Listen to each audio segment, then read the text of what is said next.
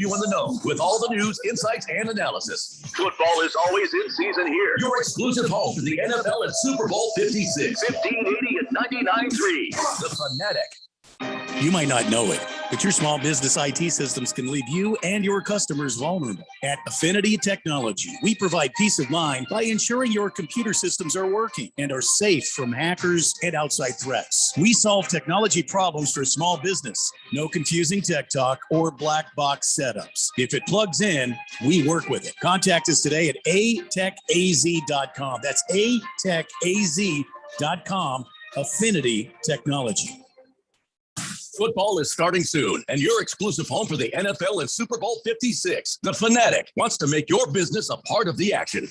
Advertise your business on all the primetime NFL games, Monday, Thursday, and Sunday during the regular season. Here's the game plan. Your custom-produced radio commercial will air 2, even 3 times in every game. Plus, your business is branded during dozens of weekly NFL promos on the station, stream, app, and website. And you'll get commercial reads live during our morning and afternoon drive shows each week promoting your business. Don't forget about special teams. Your business gets 5 extra daily spots throughout the week and matching spots on our live stream website and on the 1580 The Fanatic Sports app. Plus, you can play defense against your competition and lock them out with our category exclusive option play. All this for the best deal ever. Now, even your small business can play with the pros. Go to 1580thefanatic.com for all the info and details. Is your business ready for football season? Go to 1580thefanatic.com and get in the game today. People do some pretty cool things in their 40s and 50s. Why should saving for retirement be any different? I mean, they go back to college, learn new instruments, start skateboarding. Whoa. Okay, maybe that one's not for everybody, but saving for retirement is. With aceyourretirement.org, you can get on track with your retirement savings no matter your age. Just have a 3-minute chat with Avo, the friendly digital retirement coach from AARP. You'll get personalized recommendations based on your input that are easy to understand and work with your lifestyle. It's quick, easy, and free. Plus, it's sponsored by AARP, so you know they got your back. Woohoo!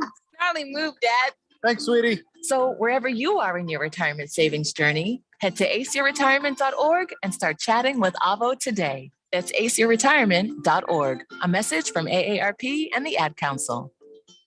KQFN Tempe, also transmitting on K25CD Phoenix at 99.3 FM and K240 Rollins Hills at 95.9 FM.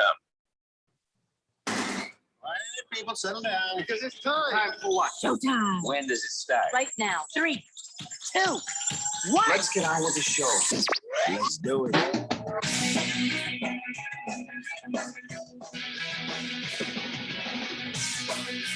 All right, buddy, it's Tuesday here on the Daily Blender, and good friend, your radio pal, Jeffrey O'Brien, not alongside Randy White. We have Keon Rose with us right now. There you go, whatever you're doing. And, of course, that's Phil pushing buttons. What's going on there? What's going on with the audio? You must know it was you on EXT to continue to hear if you were listening to the outside world. So what you're saying is right here, I sound the way I want, but Yes. over there, I sound horrible. Yes. And that's what they hear all the time. Yes, that's what they're given on a me daily basis. sounding horrible. Yes. Well, I'm glad we got that sorted out. Thank God. Maybe I should listen on EXT so I can teach you how to do your job and get the levels right. There you go. See, now I can't barely hear myself. See, that's the difference between us and EXT right there. Well, give me EXT back. Let me say hello to Keon, see if I can hear him. Hi, Keon. Can you hear me? Yeah, well, now I can, sure. Okay. Good. Can you hear me okay? Well, yeah, just fine. How about Phil? Let me hear Phil. Hello, Yeah. hello. So all I gotta do is if the levels are right, I'll turn up my headphones in here. Let's listen to this for a while. Okay. We'll see how that goes. Anyway, Randy will be back tomorrow, and everything will be right in the world. So what were we doing?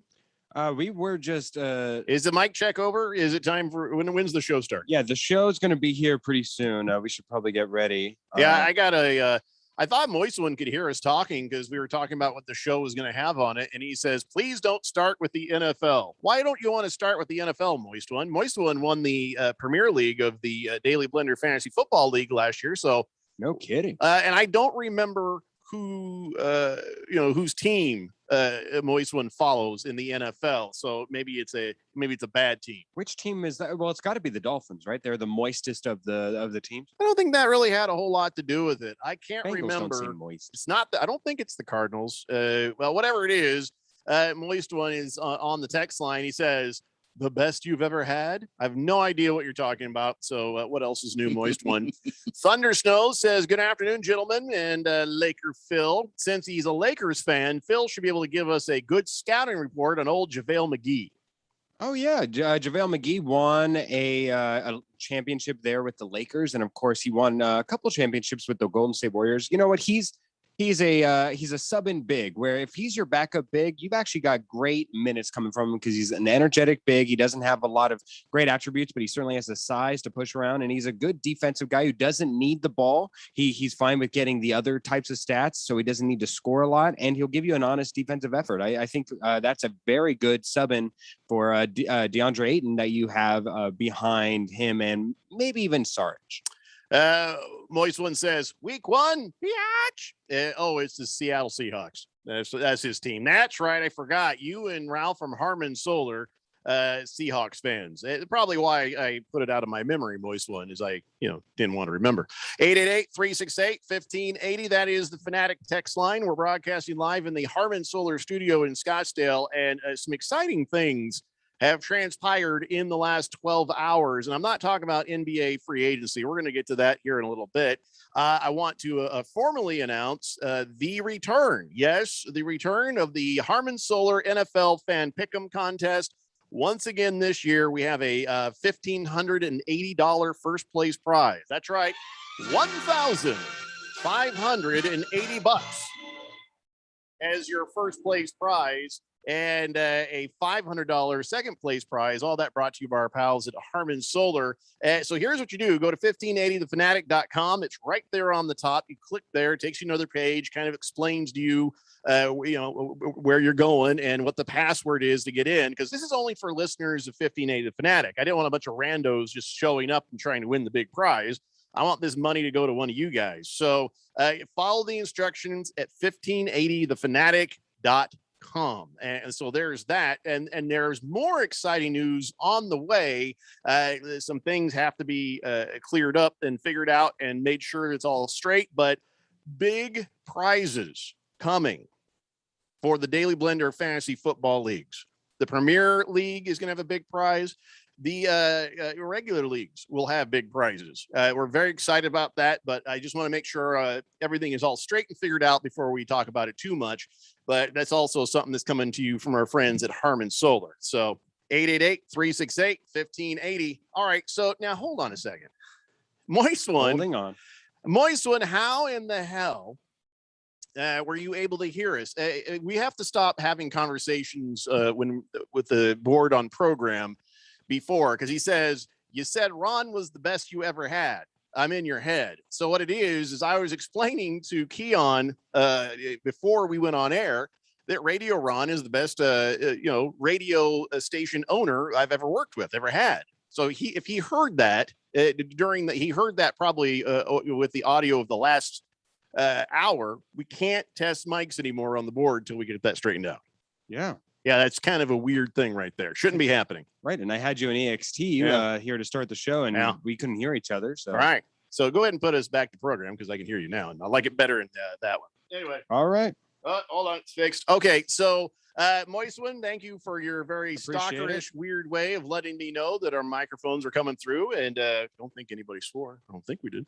Hefty Lefty says, "I'm coming for that 30-pack of Bud Light." Well, I don't know if that's on the table this year for the NFL Fan Pick'em contest. We'll have to check with Radio Ron on that later. He says, "Lakers better be buying kegs of Ensure for the season."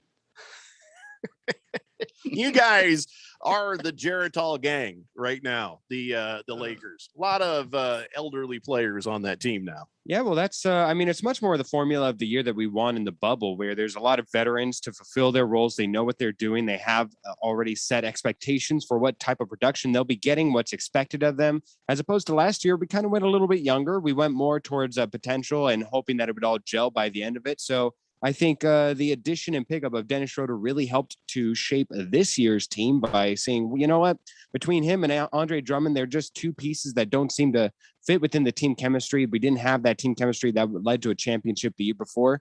We'll look forward to this year and see how Russ Westbrook fits in. Good God, that was a lot of response to me just calling you guys a bunch of old ass people. Yeah. They're the geriatric all-stars.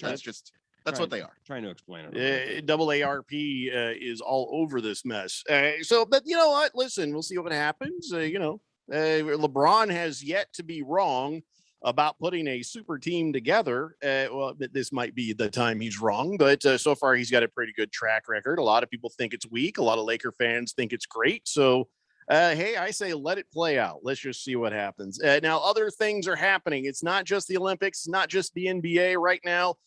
Sources are saying that the Big 12 and the Pac-12 commissioners are all getting together trying to, I don't know, do what? If this is a merger, do they call it the Big Pac or is it the Big Pac 24? I mean, how does that work? Is there a realistic expectation that these two conferences will get in together in one big Pac 24? I think that if you look at both of these conferences, I don't think that the Pac-12 will merge with all of what remains of the Big 12 in a couple of years. I think that they'll probably cherry pick some. I think the Big 10 will probably take some, and maybe I think it's just everybody go out for themselves. Why would everybody, if the Big 12 and the Pac-12 got together and created a monster, conference, why would people fall away from it? Wouldn't that actually benefit them to have the Big 24 and have all these teams interacting with each other, sharing certain amounts of money, etc.? I mean, it seems like that might be a good thing, right?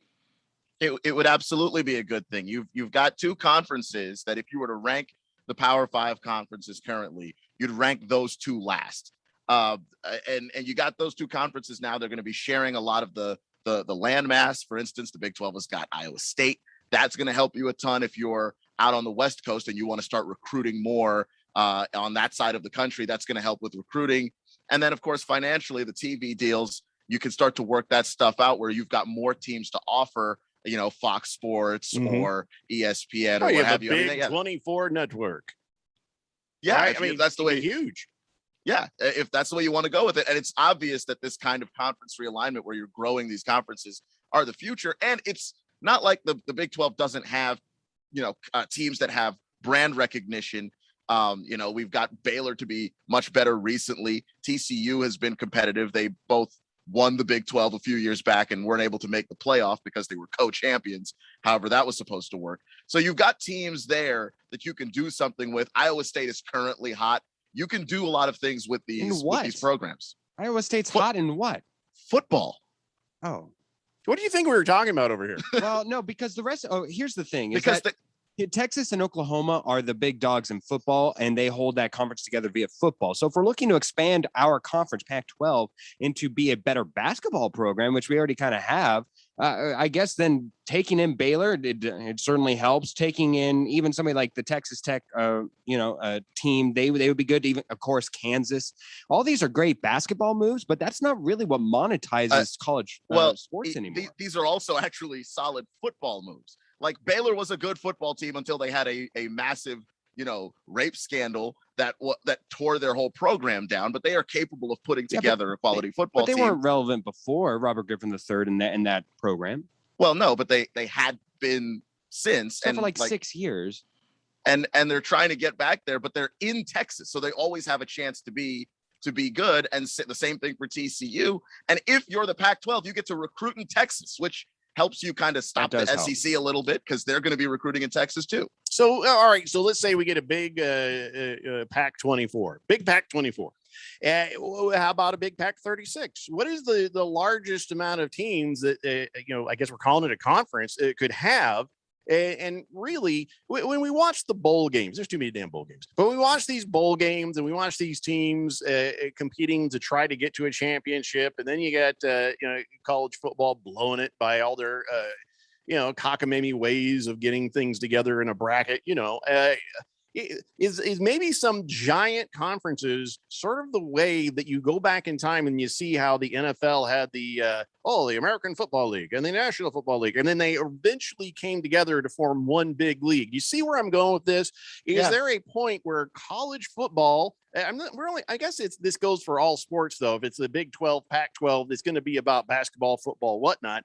Does it make sense for everybody to kind of get together under one roof of college football and the worthy programs, and the rest of them is like, okay, well, you're just a community college, so just sit down. Well, that's always been the dream, right? That all the Division I schools would get together and kick the NCAA out and leave them powerless, so that way we can have some actual decision makers somewhere to do something. But as it currently stands, I think right now the best hope of that happening is in the SEC, where they become so powerful that they kind of break away. They start a mold. People, take a look. I think it's happening right now. The minute that the NCAA lost that lawsuit on your getting money for your name for the.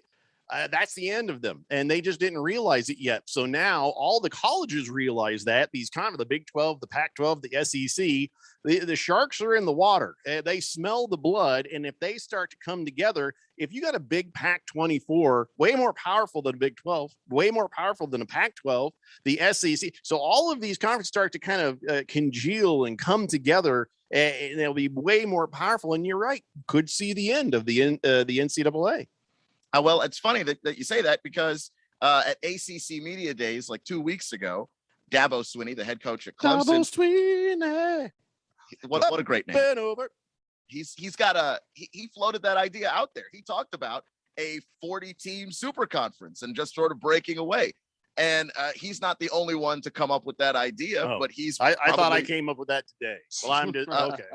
I'm disappointed. Yeah, no, Dabo Swinney got there at least 2 weeks ago. But I don't pay attention to him.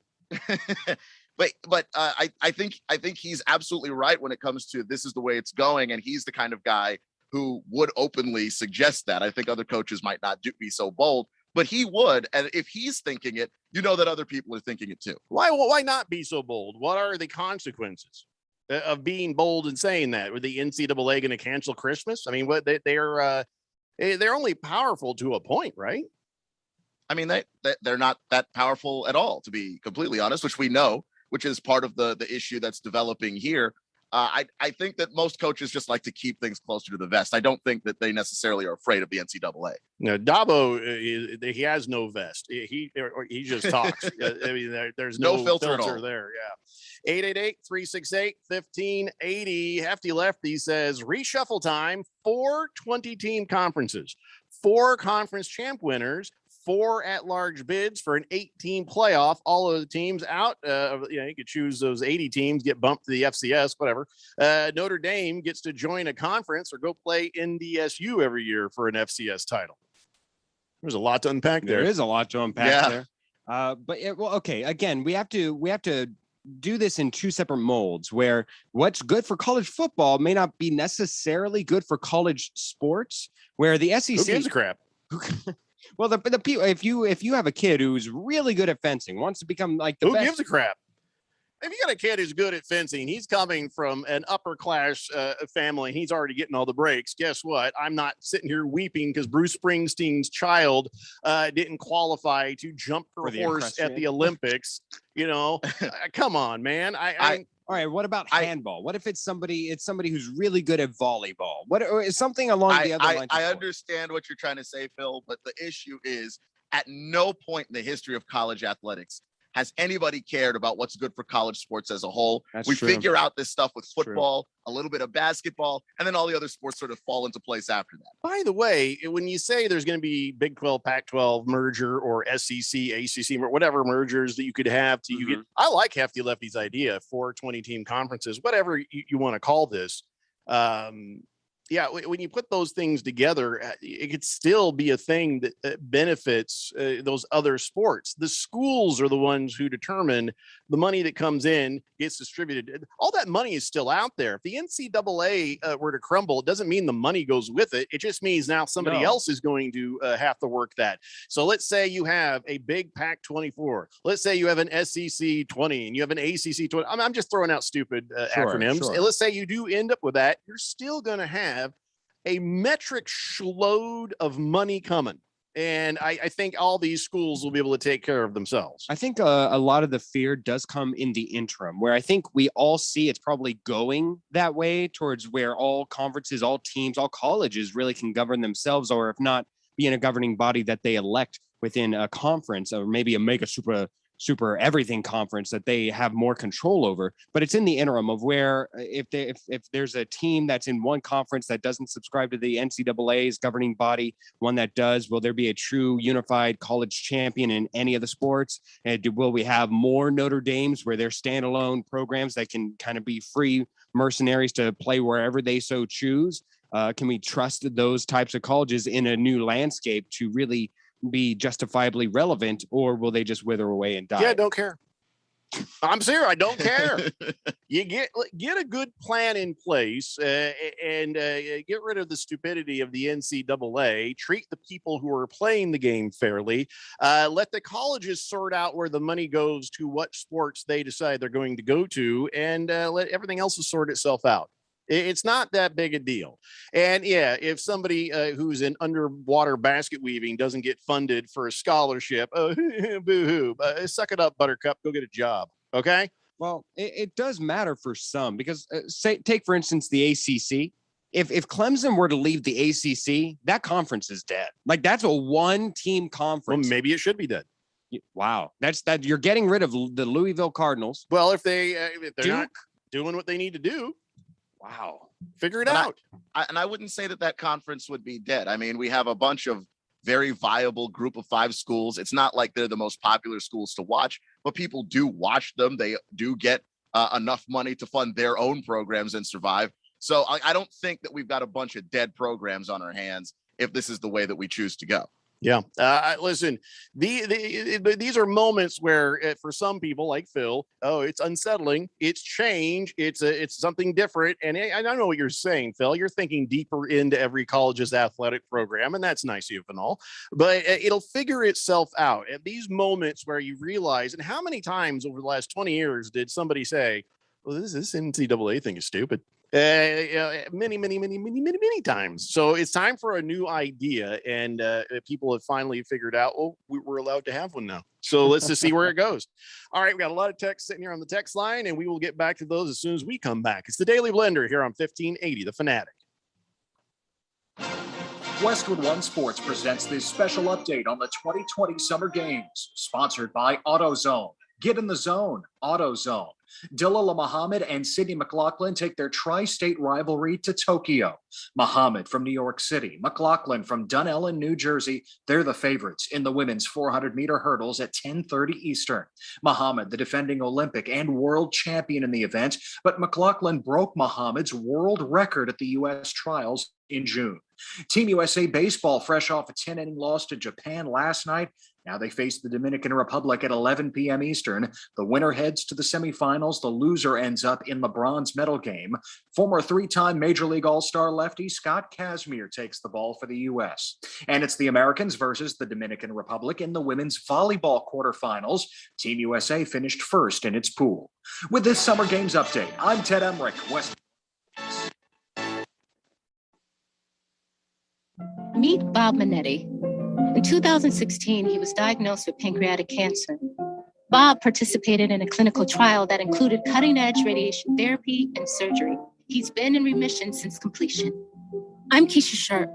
Since losing my mother to pancreatic cancer, I've been working to share the kind of state-of-the-art work being done by Stand Up to Cancer and Lustgarten Foundation.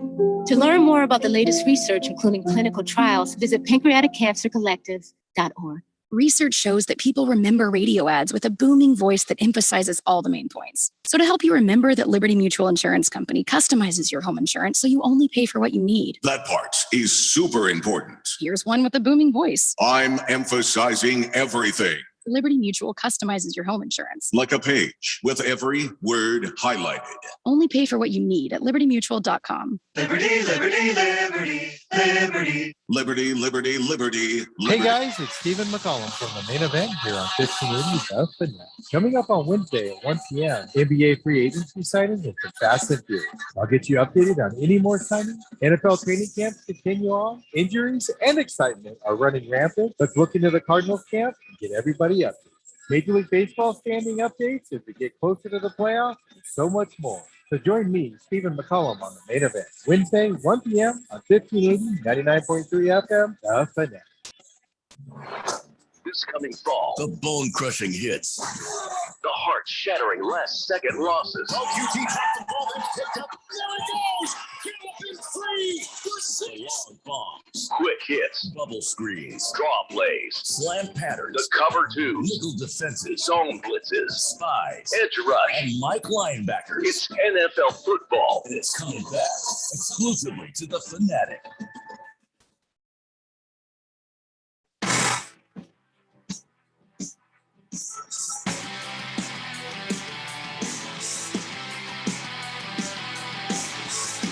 It's the Daily Blender here on 1580, The Fanatic, Arizona's new home for sports. All right. This conversation about conferences melting into each other and merging, Big 12, Pac-12, etc. Got a lot of people talking, and let's talk to them. 888-368-1580. That's your number to text in and be a part of the show. Let's see here. Boomer Sooner says, I heard they were trying to call it the Biggie Pack, but it got shut down. Yeah, there's no such thing as too soon. But that was pretty good. Who shot him down? Biggie Pack. Nobody knows. Nobody knows. Well, Puffy knows. Nobody knows. Megatron says, "Shut up, Phil. This is the with this we Lakers BS. I can't wait to find out the next bandwagon you jump on." No, I'm with the Lakers as long as LeBron's there. I'm with the Lakers.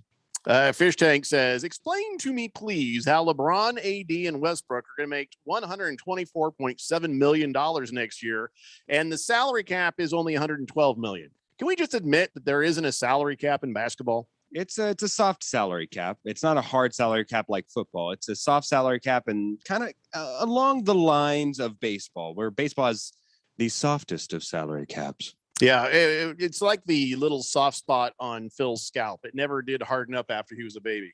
It's a soft cap. A lot of people don't know that about Phil. If you go boom like this in the top of his head, he'll die right a minute. You just boom, just right there automatically. Rough Rob says this is going to be awesome for sports books, although the Pac-12 refs are going to still suck. They will still find a way. Well, yeah, that's true. You're going to have to keep track of those guys. They will be probably, distributed amongst everybody. What's the matter, Phil? You got a constipated look in your face. My button board is not working. Josh. Licky Lips Johnson says, hell yes, we're keeping THT. Let's go, Laker fans. I don't know THT. Yes, that's Taylor, the ingredient in marijuana, right? No. That's no. We're talking about Taylor Horton Tucker. He is a fantastic, promising young player. Probably the only promising young player we have left now that Alex Caruso left. Sorry, Taylor Horton Tucker? That sounds like a guy who sells popcorn at the Ren Fair. No. Just, no. I don't know. Nice addition of JaVale McGee for the Suns fans. Yeah. Let's see here. Boomer Sooner says, Jeffrey, I'm so sorry to hear about that Quentin guy, lineman for the Colts, has the same injury as your quarterback. That's a real drag. No way to start off training camp. If I've told you a million times, don't play that music. Turn it off. I don't even talk about it. Don't want to think about it. Listen, my season's over. Yeah, that's pretty much it. My season is over, and I'm just not gonna. I don't want to talk about it. Did you know that foot bones can be transmissible because they have the exact same injury, exact same timeline, exact same timetable? Yeah. It's. I didn't know really that. Weird. That's amazing, isn't it, Keon? Mm-hmm. It's weird. And the 49ers injury luck has seemed to migrate to your team. I think that's what it is, because I don't know how else to explain that. How do you get the exact same injury? Same foot? I don't know. Same foot. Well, whatever the case, okay, whatever. Who cares? Season's over anyway. Here's what I think probably really happened in real life. Carson Wentz, he was like, oh, you know what? Wink, wink. I just injured myself. I need this surgery, and I still get paid. And Quentin saw that and went, oh, my foot. Wow, what a coincidence. My foot too. Wink, wink. I'm taking time off too and getting paid. So I think it was all just a big conspiracy. That's what I think is going on. Nobody was really, really needing surgery. They just wanted to take time off. I find that very hard to believe. It's a very very complicated way of calling in sick to work. You know how you call it, I don't feel good. And only theirs, they just had to have foot surgery. But it's very different if you call in sick to work, Jeffrey, but then you go around the way and say, "Hey, Randy, aren't you feeling a little sick too?" My foot. It's a bit much. Thunder's Nose says, "I bet Phil loves it when you use the word schlode, huh, Jeffrey?" I hope so. I think it's a clever word. I love schlode. It's a very good word. Hefty Lefty says, I think Notre Dame is only independent in football, right? All their other sports are ACC, aren't they? They align themselves a lot with the ACC. They're kind of an impromptu ACC team, but they aren't. They have schedules in the ACC, but they are independent. Boogie says the ACC has a lot of history, tradition, and potential still. He also says we should call the Lakers Team AARP. LA's locker room going to smell horrible. Preparation H crossed with icy hot and a smell of Werther's Originals. Not good. A little bit of Metamucil. Oh, a lot of Metamucil. Come on. Good Cat says, would you look at that? LeBron signing Melo to a 1-year deal. What a giant pile of steaming diarrhea. Who knows? He has to be on a super team to win. Thank you, Good Cat. That cracked me up. Moist One says, nothing like pushing on the soft spot of a baby's head, huh? Am I right, people? Am I right? Oh, God. Just Tip says, good afternoon, gentlemen. Jeffrey, would you please tell Phil that it's National Grab Some Nuts Day? Maybe it'll help keep him busy while all the grown-ups are talking. I was going to get to that. Yes, it is National Grab Some Nuts Day, but about not what Phil thinks. Almonds, cashews, pecans. Get your head out of the gutter, Phil. Here's a few quick stats about nuts. Totally appropriate, not suggestive in any way. I love almonds. I love cashews. I do love the nuts. Oh, boy, if I could just get nuts in my mouth every chance I get, I would put nuts in my mouth. I love salty nuts in my mouth, except for those Brazil nuts. I don't care for those. It's not that they're big. There's some big nuts to put in your mouth, but I'm talking about, I just don't care for the consistency of those big nuts. You guys like pine nuts? Not a fan of my pine son. nuts. My son freaked everybody out. He grabbed we were up there camping and he grabs a pine cone and just starts eating. And I'm like, dude, you're going to grow a pine tree in your stomach. What are you doing? He's like, no, they're sweet. They're good. Yeah. Some people like those. I'm not a fan, especially whenever they find their way in pasta and it's not. What's your favorite kind of nut then? Favorite kind of nut? That's close. I'm going to go probably with pecan. I had my hand on the dump button, by the way. Pecan. All right. Keon, what's your favorite nut? Peanuts. Peanuts? Just straight pouring peanuts? I don't know. I guess I just learned it from my dad. My dad always had like a jar of peanuts. And when we watch football, he'd just go get the giant jar of Planters. Oh, that's a good memory. Yeah.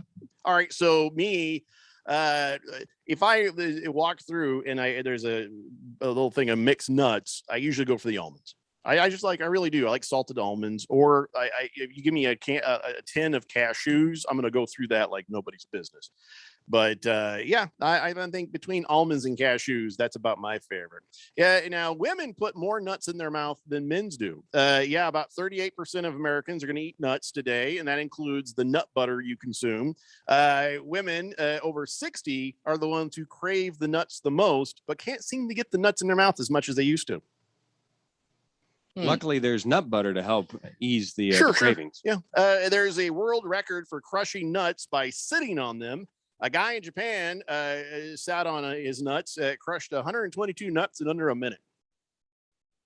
Seems like it would be painful. I don't think I'd want to put those nuts in my mouth after I sat on them.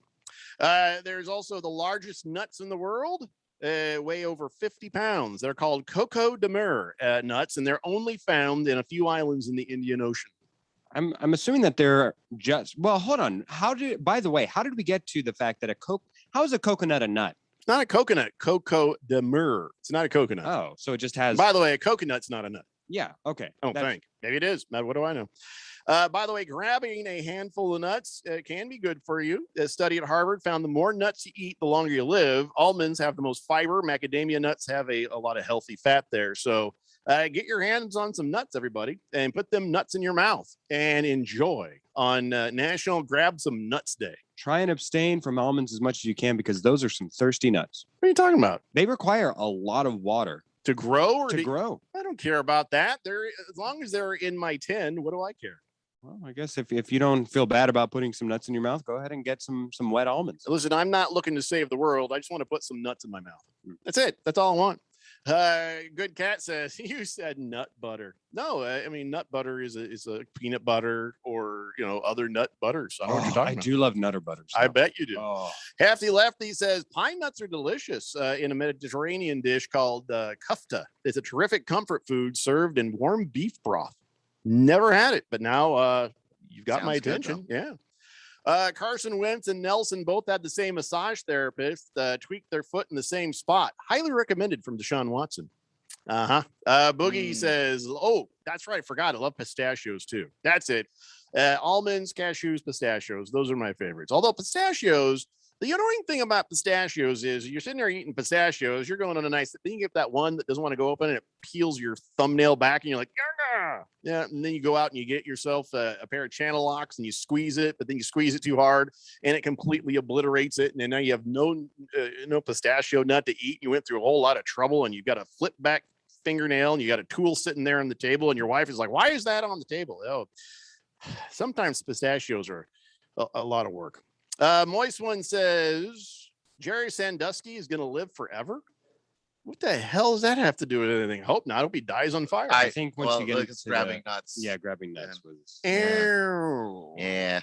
Guess the Cook says paydays have a lot of nuts. Yes, they do. Yes, they do. I like paydays, especially the paydays around here. Honey roasted cashews or peanuts is what Kiss the Cook likes. Fish Tank says. Keon, if you had to choose between the Guardians or just sticking with the Washington football team as your name, what would you take? I mean, I've gotten used to the Washington football team, to be honest. That's what I say most of the time. So I don't know, like the Guardians doesn't really suit DC. So I would have to stick with the Washington football team. Yeah. And yeah, by the way, now that the Guardians are that Major League Baseball team, there's not a whole lot of chance that the football team in another state is going to pick it up. Good Cat says peanuts are not nuts, by the way. They're legumes. Cashews and hazelnuts. Those are the best. Licky Lips Johnson says, I like my nuts big and I like them low. And hell yes, welcome Mellow. Bleep the haters, he says. Yes, the lowest hanging nut is always the best nut. Rough Rob says, the worst two-time Super Bowl winning quarterback will come out of retirement to fill his brother's shoes and lead the Colts to a Super Bowl. If not, Nick Foles wants the job. Eli Manning is not coming back. And honestly, no, you don't want him back. He was done 2 years before he walked off. Okay. Eli is not coming back. But did you hear what they're doing? Eli and Peyton are doing Monday Night Football. I don't know who the announcer for the actual game is going to be because this happened while I was on vacation. Does anybody know who's going to be doing the call with the Manning brothers jibber jabbering off in the background? I can look it up right now. Yeah, why don't you look that up for me? 888-368-1580. Hefty Lefty says, oh, the wealthy Jeffrey O'Brien buys unshelled pistachios. One of us. Okay, stop it. I don't buy unshelled. Wait. Hold on a second. Isn't shelled pistachios more expensive than the unshelled pistachios? Is that true? I'm not a pistachio guy. I don't know. That can't be possible. Because that's a pain in the ass I would love to avoid. If you could tell me that shelled pistachios are cheaper than unshelled pistachios, I'll get them. My wife only gets those when they're on sale. It's not like I'm sitting around in a robe with an ascot going, "Hey, look, I've got pistachios, and all you peasants have beer nuts." Oh, that's not what's happening here, man. My wife just sees a sale and she jumps on it, man. Anyway, so enjoy your nuts and enjoy your nuts, with a friend, I guess. It's National Grab Your Nuts Day. By the way, if you like the beer there, and I know you do, Molson Coors is retiring some beers. Now, Molson Coors, basically Coors bought up a bunch of other places and then they called it Molson Coors. And they're saying they're retiring 11 different economy beers because they haven't been selling too well. Now, here are the beers that are going to cease to exist. Okay. Milwaukee's Best Premium, Keystone Ice. Oh, actually, wow. Miller High Life Light, Steel Reserve 211. Other versions of those beers like Keystone Light, Milwaukee's Best Light, they'll still be available. It's just the ones I'm specifically referring to. Here's some more. Ham Special Light, Mickey's Ice, Henry Weinhard's Private Reserve, Ice House Edge, Magnum, Old English HG 800, Key Lightful, a fruity version of Keystone Light. Okay, enough of that. So those are no longer going to exist. So if any of those are your favorite, you better go stock up because the end is near for you. Don't lie. Keon, are you going to name one fantasy football team after that? Key Lightful? Key Lightful. Key Lightful. I didn't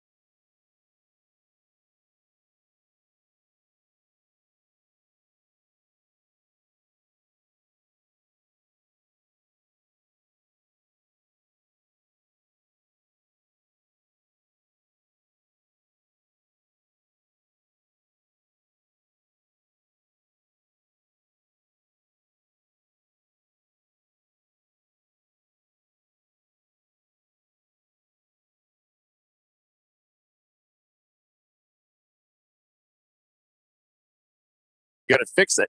There you go. There you go. Thank you for the Thank heads you, up, King Gittens. Phil's just in there breaking everything today. So Can't thank help you. it. I've been grabbing nuts left and right. It is National Grab Some Nuts Day. Let's see. Boomer Sooner says, oh, I already read that. Hefty Lefty says, I was asking if it was a triathlon. Well, you didn't put a question mark on it, Hefty Lefty, so that was misleading.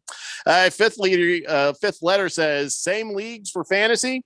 Yeah, it should be. Now, okay, let's move now to the second part of the conversation, I guess. If you were in the picks contest, you're just go log in and you're good to go, or create a new login. That's at 1580thefanatic.com. Now, for the rest of you guys who were in our Daily Blender Fantasy Football Leagues last year, you got to go check your email. Don't care about the ESPN email. That doesn't matter. You need to be well, actually, it does matter. No. You can, because wait, how did I do this? Yes, you are right.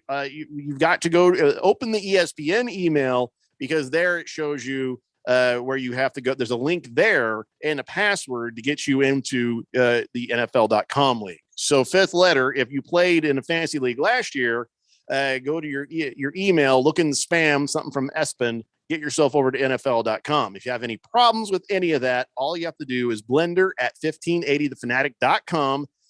Tell me what number league you were in last year, and I'll get you an invite to go in there again this year. So yeah, it's not going to be pretty. I'm not going to lie to you. This transition from having all our leagues on one place going back to the other, but this is the last time I'm doing this. So we're going to NFL.com. We're staying at NFL.com, and I'm happy to help everybody get where they need to be. And I'm being told we are super close to making an announcement on where our live fantasy football draft will be at the end of the month. So stay tuned for that. So 888-368-1580. And okay, let's talk about this NBA free agency stuff. Do we have any sort of breaking news, or is everything settled down? The major pieces are all gone. Today's big news was probably DeMar DeRozan. And of course, last night we got the rush of extensions for the rookies. But today it's more so just. You think it's DeMar DeRozan and not the fact that Steph Curry got a 4-year, $215 million extension? Well, he didn't move. Well, no, he didn't move, but that's a whole lot of damn money there. That makes him the highest paid a year per year player, doesn't it? Like $54 million until the next does. Guy. Yes, it does. But don't act like it's no big deal. This is not quite the Major League Baseball or NFL quarterbacks. The next guy it's gonna be a little bit before we get to the next guy. I don't think we get this every single year where you have a guy that's staying put in one city and actually taking the max amount of money that he can take. Got a lot of movement, a lot of guys moving around, super team stuff like that. So we're not going to see Steph Curry money like this for at least a little bit. Yeah. I mean, $54 million a year. That's a lot of money. That is insane. No, that is. But here's my point is DeMar DeRozan moving directly correlates to the Bulls being a better team, a playoff team next year, as opposed to the Warriors. It doesn't change the landscape. They ain't going to matter anytime soon. The Bulls? I like the Bulls. I like the players on the Bulls. That's a lot of dudes that don't shoot threes. Yeah. They still got Laurie Markkinen. Wake me when something more interesting happens. Just with the him. Bulls. Yeah, I'm not impressed yet. All right, so Steph Curry, $54 million a year. But then the other really big contract, of course, is Giannis Antetokounmpo's 5-year, $228 million deal. And both of these things were negotiated by one company called Octagon. Those guys are the agents. So, Keon, Phil, if you are or know an NBA player, they probably need to sign with those guys, because they'll get you the most money. Apparently, like once upon a time, it was Clutch Sports, and you signed with them, and they would get you all the cash. But I've not heard of Octagon, but whatever it is that they're doing it right. La Furia Roja says, hey, if I win the Pick'em contest, can I be paid in cryptocurrency? Screw it. The only football I can win is football. Well, first off, no, you're going to be at a big old check for $1,580. You go buy your own damn cryptocurrency. Second, Yeah. Soccer is more kind of your thing there, La Furia Roja. But thanks for tuning in, buddy. 888-368-1580. Hefty Lefty says, I told you not to worry about Curry leaving there, Fed fan. He loves the Warriors, and I'm happy they extended him for you, Fed fan. Listen, some players belong on certain teams, don't they? And it's just weird when they go someplace else. So Steph Curry, Klay Thompson, Draymond Green, all on the Warriors. That's just, that's like the comfort food of the NBA. Now, the question is, what is the missing piece for them to get back into a prominence that they once enjoyed? Because, KD has come and gone. So can these Warriors do it themselves, or do they need some more help? Well, they were trying to do it themselves. They know that they need a reliable big man. Draymond Green does play center minutes, but he's not a center.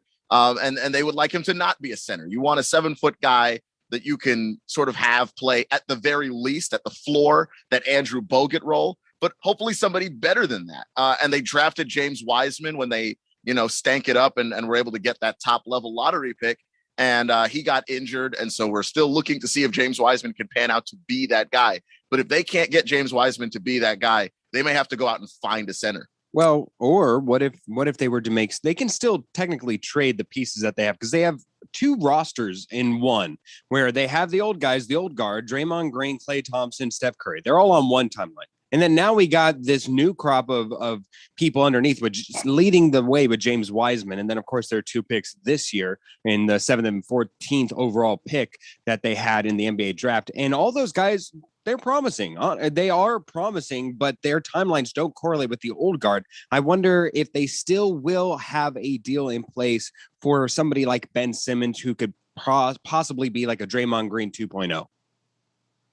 I mean, that's one way of looking at it. And, as long as Ben Simmons is available, I just don't know that like all those young players are enough for Philadelphia, because Philadelphia doesn't want to reboot. They don't want to start over from scratch.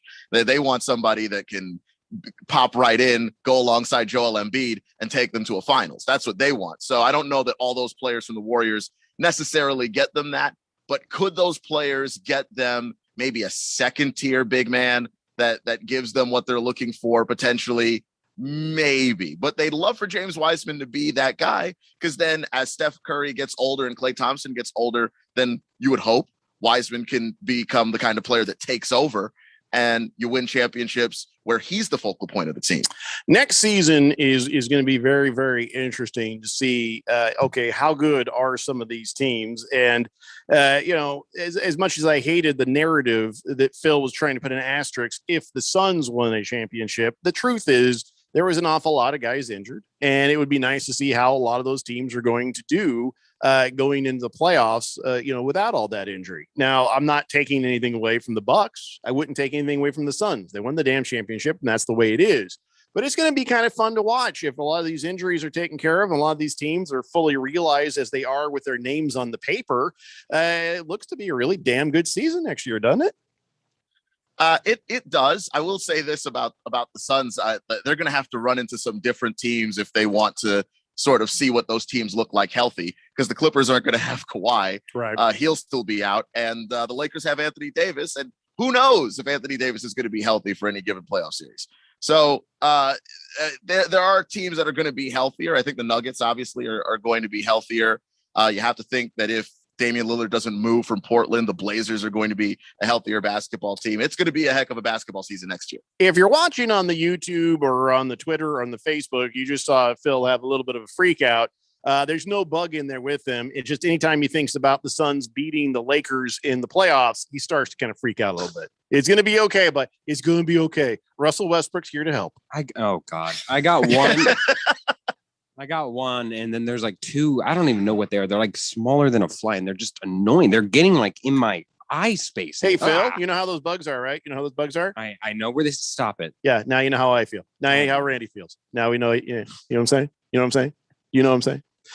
Listen, I got Chris Paul's contract information here, and I was right, but it doesn't seem like I'm so right that it's going to make a huge difference to that cap. Remember I said, well, it has to be some incentive-based stuff. There has to be a backloaded contract, and they did. but only by a little bit. So here's how much money he's going to make next year. $26 million instead of 30, because as you know, it's a $120 million contract over 4 years. So he's 26, almost 27 this coming year. Then it's 28, almost 29 the following year. Then it's 31, and then it's 33. So they did kind of push some of that money back, but did they push enough back? I'm kind of still looking at this. You've got the $27 million man. Do they have enough money left to A, still take care of Booker and DeAndre Ayton, and B, bring in some more free agent talent? A, yes, because you can always retain your players, especially if you have their bird rights, which is the case with Devin Booker and DeAndre Ayton. Getting more players, now that's going to be a tough ask. You're going to have to get creative. You're going to have to trade a player that you don't want and get 2 younger pieces that can fill the same role that you can then get bird rights on them. Same reason why the Lakers right now have $147 million with 3 players and can still roster the rest of the team. Here's the question that's going to start the next hour, and I want to hear from you guys on the text line, 888-368-1580. Trade DeAndre Ayton for some more aggressive big men, even if they're younger, even if they're cheaper. Is that something you're willing to entertain? Or you want to just sort of hang in there with DeAndre and see if he can finally figure it out? Whoa. That is the question for the next hour. Don't hold back, kids. It's the Daily Blender here on 1580, The Fanatic, Arizona's new home for sports. With Amdro, you can enjoy your backyard like never before. Our round-the-clock pest protection gives you the peace of mind to enjoy your great outdoors without a care in the world. Okay, we can't defend you against the splash zone. But when it comes to ants and other pests, we've got you covered 24/7. Find Amdro in the insecticide aisle at your nearest retailer. I said Chantilly lace and eggshell, not matte. Colby's interior design consultancy is floored with new clients. Wait, what am I looking at here? This looks like plaid. They need an admin with an eye for design and a knack for numbers. Okay, hey, look, take a look at this. Do those numbers look right? Indeed can help them hire great people fast. I need Indeed. Indeed you do. Screen for quality candidates with the skills your role needs with Indeed assessments. Visit Indeed.com/credit and get $75 towards your first sponsored job. Terms and conditions apply. Everybody, Mark Asher, back to tell you about my friends at Valley Medical Weight Loss. I love this company. I've used them. I have friends that have used them. A ton of weight has been lost in a quick amount of time, and the right way. That's the important part. Look, they have 3 Valley locations, Tempe, Glendale, and Phoenix. So one is close to you, and they've been doing this for well over a decade. And right now you can get your first week, $31.95, absolutely free. Just mention Money Radio or mention The Fanatic, and it is on them. 602-441-3305 or valleymedicalweightloss.com. Your best plan to retire might be right under your roof. This is Rob Canier, and for over 20 years, I've helped people discover how they can utilize a portion of their equity in their home as a coordinated strategy in retirement planning, thus creating additional monthly cash flow, paying less taxes, and making their retirement assets last longer. This is a safe and proven retirement strategy for qualified homeowners age 62 and older. All you have to do is reverse your thinking. Call me, Reverse Rob, to learn more at 602-REVERSE. That's 602-738-3773. Hey there, homeowners. Are you experiencing pipe leaks? Is your water bill unexpectedly high, or are you suffering from low water pressure? These are signs of widespread pipe failure due to old, corroded, and shoddy pipes. Rerouting a pipe or other Band-Aid fixes are not the answer. Only a whole house repipe with brand new high-quality PEX or copper will permanently solve the problem. Repipe Specialists. No more leaks and great water pressure. They've been doing this for over 25 years. Repipe in just 1 to 2 days at half the cost of a plumber with a lifetime guarantee. Say goodbye to leaks once and for all. Enjoy a pipe leak-free home and eliminate the risk of potential water damage. Call us today for your free in-home estimate. We'll even take 20% off our already low price and receive 0% interest when you call today. Call 888-380-7097. 888-380-7097. That's 888-380-7097. KQFN Tempe. Also transmitting on K25CD Phoenix at 99.3 FM. And K240U Fountain Hills at 95.9 FM. All right, people, settle down. Because it's time. Time for what? Showtime. When does it start? Right now. 3, 2, 1. Let's get on with the show. Let's do it.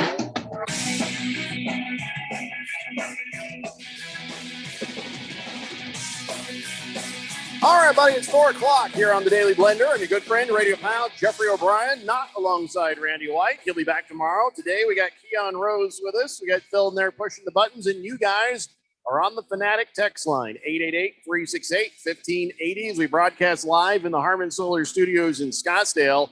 And before we went to the top of the hour break there, I put out a question, and I'll take my lumps. It's going to rub a lot of people the wrong way. But the question is this. For the Phoenix Suns, we have all the same pieces sitting there. We have a couple of new pieces, but nothing I would call major. DeAndre Ayton is the question. DeAndre Ayton never found his aggression. And, I could pick out a bunch of different times during the finals, specifically in the last game. That last game, he left 14 points he could have easily had he just been a little more aggressive and gone in there and put the damn basketball through the hoop, which he could easily do at the range where he was. I'm talking about a slam dunk. I'm talking about just a little more of a power move just to get the ball in there and get some more points. And he just sort of and gave up on him. So on that, the question is, would you trade DeAndre Ayton for a couple of other pieces, maybe some more aggressive, younger, cheaper players, because you can't afford him right now. You can't afford DeAndre Ayton if you want to bring in other talent, right? I mean, he's going to command a bigger contract because on paper, he demands. But in practical application, in a game that matters, he was a kitten. Okay, I'm serious. He's a lion on paper, but he's a kitten on the court, at least at those moments. And I like the guy. I do. And I know he's capable of so much more, but he just, for whatever reason, is hesitant and can't find it. So if you're looking at a team, you got to think about this. This is a show business. It ain't friend business. And so you're looking at the situation. DeAndre Ayton, is he the guy to get you there this next year? Or do you need to go bring in some other pieces to do what you needed him to do? Keon, I have one question that will very much help my determination. I think it's the key to this. So I want you to answer me this. Do you think the acquisition of JaVale McGee and also getting Dario Saric back at some point during the season, having two backup bigs, will allow him to play that physical style of basketball that we saw glimpses of during the regular season, even in the early rounds of the playoffs, because he won't have the luxury of not being able to foul out or else it would be so detrimental to his team? Or will he still be that soft, gooey center guy that we've seen in the finals? Well, I just think he's still got a lot of growing to do. Like, I don't know that it was necessarily he was afraid of fouling out. Just that DeAndre Ayton, even when he first came into the league, one of the things that were question marks around him were his motor. Like, was he ever going to have a high motor, be that kind of basketball player? And it's much better than it used to be. I don't think that people realize like how there's been moments. Yeah. And it used to be very lethargic when he first came in the league, and he's improved that greatly, especially under Monty Williams. You have to think that there's a more of a ceiling, and Chris Paul. You have to think there's more of a ceiling there that he can reach because all the talent is there, all the ability around the basket. My only question when it comes to, do you think you have to go and get another guy, is who do you go out and get that plays that same position? Because anytime you want to replace a head coach or a superstar, I'm all for it if you really think, okay, we can do better than this guy, but you have to have someone to replace them with. And I don't know that many players that you could say, I'm going to go out and swap out that person with DeAndre Ayton and the Suns get better. I don't have the answer on that, but I do have the situation. What you do is you wait for a disgruntled situation elsewhere. And that's when you make a trade. Somebody who's not happy with where they're at, but still capable of doing the job that they do. Now, I don't know who that is yet. Oh, it happens every year. But right. So when that presents itself, the Suns need to jump on that because, listen, I understand what you're saying. You think there's more there to DeAndre Ayton we just haven't seen. But I got news for you guys. Listen, you get to the finals, whatever was holding you back is not holding you back anymore. You saw the full concept of DeAndre Ayton. Unless somebody punches him in the nuts and it is grab your nuts day. And goes crazy on him, and something happens that inspires him to that sort of, and I don't mean like literal violence, but that sort of aggression, like where he's like, oh, that's it, your ass is kicked now, where he will go and do what needs to be done. I don't know if that's something that time is going to take, because in that last game, I say, go back and watch. If you don't believe me, there were times where he could have easily just taken one step to the basket and nobody could have stopped him from putting the ball in the hoop. He's tall enough just to do that. He could have easily done it. I saw 7 times. And if my math is correct, that's 14 points. And then maybe some plus ones. Yeah. And if he was never close to fouling out. So you're going to say, oh, he's afraid of fouling out because they didn't have any other centers. Well, what does it matter if you're not going to play the damn position the way it's supposed to be played? You may as well foul out doing it right rather than standing back and doing nothing and watching your damn team lose. Well, you seem very adamant about this, Jeffrey, but let's be honest here. If we're going to go to one side of the coin and say, yes, we should trade him, the next step is, who would you trade him for? Because it's easier. It's an unknown right now. It is an unknown, but it's easy to say, oh yeah, well, let's trade him. But I'll tell you this much. Someone like James Jones, somebody in the NBA like Chris Paul, who's connected to everybody else. I mean, especially him. He's the NBPA guy. He's the union guy. So he knows. President of the Players Union. That means he knows everybody's everything, right? Somebody out there is a big man who is aggressive and unhappy, but it's just not public. Somebody out there can figure this out. And if James Jones, and by the way, he is a damn good GM. He is. Where did that come from? This guy was a phenomenal basketball player who never really got his due. Now he's a phenomenal GM. So you got to trust him to be able to do whatever needs to be done. But he learned team building from LeBron James. God bless. You think this guy, don't even put that on this. Don't even put that on it. No, I thought I got that. He was winning championships before that. No, anyway, he wasn't. Yeah, he was all by himself. Shut up. I'm trying to get to a point here. James Jones can figure that out. Chris Paul can help. Monty Williams. All these guys know people and things and stories. Somebody out there is ripe for that picking to make a deal. And I'm sorry, I don't listen. It's not my job to sit there and be patient with DeAndre Ayton. We just saw our Phoenix Suns get to the finals, and I really felt like a big reason for their failure, not the only one, but a big reason for their failure, which could have pushed them over the top, was DeAndre Ayton just didn't have that gusto. He didn't have that spark and that fire and just give me that ball. He was just like, hey, I'm here. But I mean, he talked a good game. He was very inspirational to his buddies. He was a good guy to have on the bench. He's a nice guy. I sure love that dude. But this is our chance. This is our window. This is the window for the Phoenix Suns to really have a legit chance, or it's going to be a bunch more years of our disappointment. And we'll see, because you do have to figure out whether or not you're going to pay him next year. So you have all of next year to see, okay, he's got a taste of the finals. How badly does he want to get back? How much is he going to improve on that desire and on that motor? Because he clearly has all the talent in the world. You do end up sometimes in sports, like you get stuck on a guy that has a lot of talent, and maybe you entertain their abilities longer than you should because you keep waiting for that moment where it pops and it just never happens. Okay. But I do think you have to give him at least a little bit of time, and certainly this year, to see and prove whether or not he's capable of taking that next step. All right, so that's the other part. Would you trade DeAndre Ayton, or you want to keep DeAndre Ayton? And if you are going to keep him, how long are you going to wait? Let's say that I'm at a point where I'm like, yeah, something probably needs to be done. You're like, no, Jeffrey, give him at least how many more years? 1, 2, 3, 888-368-1580. Let's see what you guys have to say. Jagdog says, hell no, Ayton's worth waiting for. Let him develop 2 or 3 more years with Chris Paul. He'll be all-star bound. Well, he was already all-star bound. Yeah, the numbers and stuff that he's doing. He's there. I need finals winning bound. Or at least, I don't care if they lost. I don't care that they lost. I care that I saw them not have to lose that last game. If DeAndre Ayton had done what he was there to do, even risking getting some fouls, if he had, that's 14-point difference, if I'm not mistaken, could have won that damn game. I have thrown together a crappy center tier list right now. Okay. I just threw it together, so I'm sure I'm missing somebody. But in tier 1, I have Joel Embiid, I have Nikola Jokic, I have nobody else. I think those two guys are You really the think best. they can get Jokic? I don't think they can get that. I'm saying those two guys are the top two. If there's some weirdness. Yeah. And then in tier 2, I've got DeAndre Ayton, I've got Karl Anthony Towns, Anthony Davis, because he could be in tier 1, but he's never healthy. And Bam Adebayo, I think, is such a tremendous defensive player.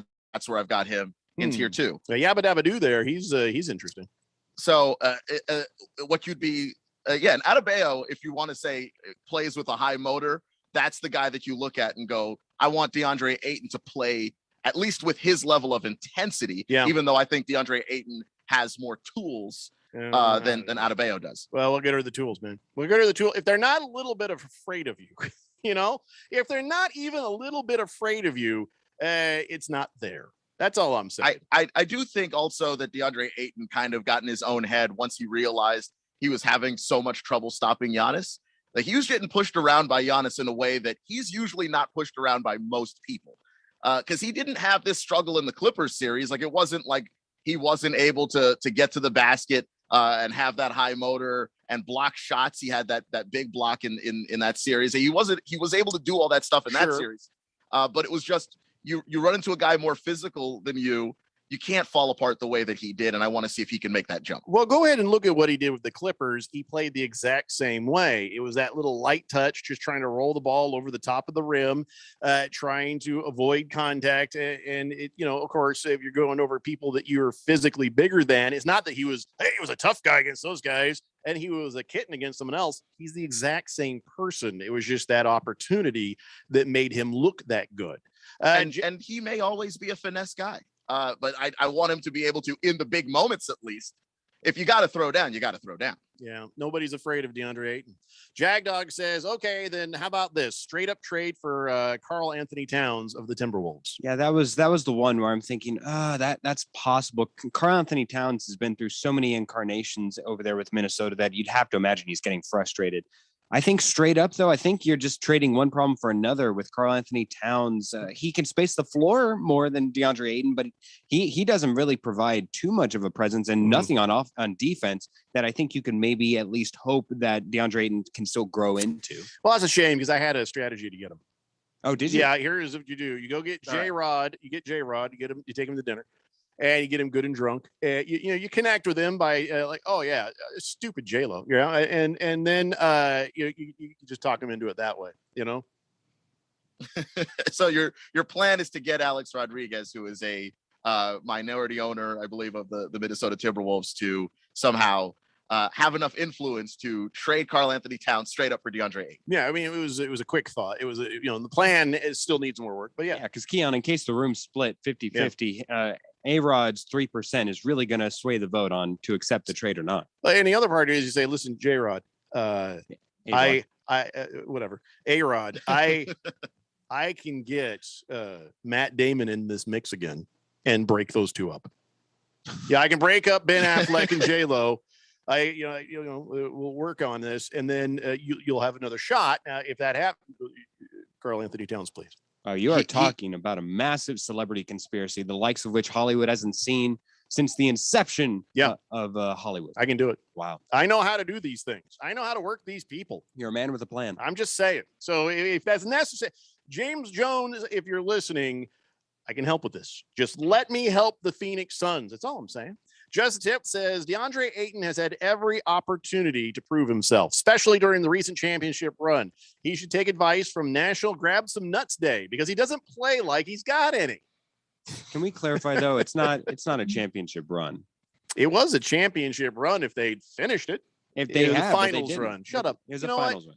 You didn't even make it past the first round of the playoffs run, so be quiet. No, but the year before we had a championship. Jess the Cook says he's better, but not where he should be. He still plays like he's in college. What's needed is a power forward and an aggressive center. So if that means trading him, then yeah, let's trade him. Well I'm thinking younger. I'm all for trying to move DeAndre Ayton if you're sure he's not the guy. The dude is 23 years old, and I don't think any player in the league is who they were always going to be at 23. Some variations, but you're either aggressive or you're not. I mean, what do we want to do? You want to put him in a Silence of the Lambs well pit and throw in a bunch of rabid little chinchillas or something to aggravate him and make him crazy, so he comes out like ready to go. I stole his cookies and ate them like lava beans. Yeah, whatever it Probably. takes to get DeAndre Ayton there, I'm all for it. I don't see it coming. You're not against the guy specifically. No. You're just saying if only he would give you more effort, more of what you're looking for. I was starting to believe. I was starting to believe, and then the finals, and then I was just like, oh, this is exactly what I had been saying all damn season. Rough Rob says, well, here's what the Suns need to do. They got to fatten Ayton up, make him more physical, maybe take him a step further physically, make him better, and maybe slap him around like that German coach did to that one girl in the judo. Oh, God. Oh, no. No, she wanted it. No, I mean, okay, that didn't sound right. she was asking for it. No, she literally came out later and said, I tell him to do that because it helps kind of wake me up and focus me. He was not abusing me. That's actually true. Anyways, but back to Ayton. I don't know if physically buffing him up is it's all up here. It's up here in the cabeza, my friends. Because what you might lose is what you do have in DeAndre Ayton is a guy who can go for the pick and roll and be a tremendous asset in the fast break. That's one thing that the Suns were great at in the playoffs, is that they killed everybody with the pick and roll up until the finals. That was what their bread and butter was. Blown fast breaks too from these guys. Yeah, well, that's true. But remember, I mean, you also got the Valley Oop from that. Now that's it's not as impressive as it was when it happened, but I think if you were to beef him up, if he were to go to Joel Embiid size, that's a good point. The Valley Oop, okay. Oh, t-shirts. Oh, we loved it. Oh, we watched it. Oh, we saw it. We're like, you can do that? That was amazing. But go back and watch that. He just kind of went, Well, it wasn't a slam dunk. It was the time was running out. I mean, he also knew he had to get his hands off the ball before time expired. Otherwise, it's not going to count. So there's no point in it being a dunk. Okay, well, that's fair. That's fair. If the time expires and the shot doesn't count. I don't know. I just think you have to you're going to wind up getting a lesser talent to DeAndre Ayton if you want a more physical guy. And does the trade-off actually help you win a championship? Would have been 14 more points in that game. That's all that I keep going back to. That would have been 14 more points in that game. Because you could go to Washington, go after a Thomas Bryant. You could maybe go after don't do that to them. Lopez. No, I'm trying to sell as wait. No, I don't want to give you Thomas Bryant. I love Thomas Bryant. I'm saying he's got a higher motor. You don't need him. You guys are going nowhere. Be honest. Come on. Don't be selfish, Keon. We're building around Bradley Beal. We're getting to the second round next year. Oh my God. We're doing it. Now that's the voice of semifinals team. Desperation and delusion right there. Fish Tank says, I mean, he's 23 and he got ran over by a 2-time MVP monster of a man, and you guys are ready to cut him. A week before we were singing his praises. Yeah, you're right. The week before the eye test was showing, okay, well, maybe he's figured this out. I did. I remember going on air and saying, wow, he's actually starting to step up. But Keon's completely right. It's easy to step up when somebody is a couple of feet shorter than you. Yeah, when he got up against somebody who I would have said, similar size. I'm not saying he should have owned Giannis Antetokounmpo, but I think that there could have been more of a fight. And let me tell you something else. Those 14 points I saw him pass on by sort of dribbling the ball at it and missing, Giannis wasn't on the court all the time, man. And not to be technical, but he does have 8 pounds on Giannis. He weighs at 250 to Giannis's 242, and I think it's all in the booty. Yeah, it's all in his booty. They're all exact same height. Watermelon says, "Man, tough crowd. Ayton was horrible his first year, made a huge improvement this season. He needs to get some more reps in. This offseason will be huge for him in his career if he can develop some more." Hamilton Porter says, Jeffrey, you thought the Suns overpaid for Chris Paul? How about that Golden State just shelled out to Steph Curry? Well, the difference is Hamilton Porter. No, listen, Steph Curry, that's a lot of damn money, but he showed you last season that he deserves it. Yes. Absolutely deserved it. Yeah, he sat most of the season out hurt, but that's not his fault. Half. So I said most of. I didn't say the whole thing. Anyway, and the difference between Steph and Chris is Steph's still in his prime. Yeah, he's 33. Or isn't he? Yeah. Yes. Yeah. So you got a lot of good years left in Steph Curry. And remember, they're also back paying him for some amazing championship runs as well. So there's a little bit of that going on as well. Shut up, Phil. It's a championship. Oh, for Steph, yes. I thought you were talking about Chris Paul because they are back paying him. You guys realize how many times a day I wish I had like superpowers or like, like something from the Marvel universe where I could look at Phil and he catches on fire? Well, it's already happening because I have like 7 bugs in here for some reason. I feel like there's something rotting in here that I'm just not seeing. Well, generally it's Chief in the morning. I don't know. You have to take it up with him. Hamilton Porter says, I'm not saying Steph Curry's overrated. I'm just saying that's a lot of damn money for 4 years. It is. And let's see how long that lasts with them being that highest paid per year. It's the way it works in sports, kids. It's the Daily Blender here on 1580, The Fanatic. Westwood One Sports presents this special update on the 2020 Summer Games. It's Wednesday morning in Tokyo, and the women's golf tournament is underway at Kasumigaseki Country Club a few days after San Diego's Xander Schauffele earned the gold in the men's tournament. 4 Americans in the women's event: world number 1 Nelly Korda and her sister Jessica, Lexi Thompson, and Danielle Kang. Nelly Korda and Thompson tee off later this hour. Tonight, 3 Americans will attempt to qualify for the men's 110-meter hurdles final. Daniel Roberts, Devin Allen, and Grant Holloway all in separate semifinal heats starting at 10 p.m. Eastern. Holloway from Chesapeake, Virginia, is the reigning world champion from 2019. And the U.S. men's water polo team matches up with Spain in the quarterfinals starting at 1:10 a.m. Eastern. The Americans lost their final 3 games in the group stage, Spain unbeaten at 5-0. With this Summer Games update, I'm Ted Emmerich, Westwood One Sports. Hi, it's Flo from Progressive, and today I'm at a tailgate to tell these diehard fans the good news. No thanks, not interested. Okay, but you and I have a lot in common. Oh, yeah? Sometimes when people compare our rates to our competitors at Progressive.com, we lose, and we both hate when our team loses. It eats at our souls and keeps us awake at night. Wait, what team? This is a concert. Oh, then I need a whole new metaphor. Yeah, you do. Shop and compare rates at Progressive.com. Progressive Casualty Insurance Company and affiliates. Comparison rates not available in all states or situations. Great American Athletes, sponsored by Hulu. Time to have great original shows and movies. Time to have Hulu Originals. DC area native Noah Lyles is the reigning world champion in the 200 meters, but off the track is a man of many passions, including art and music.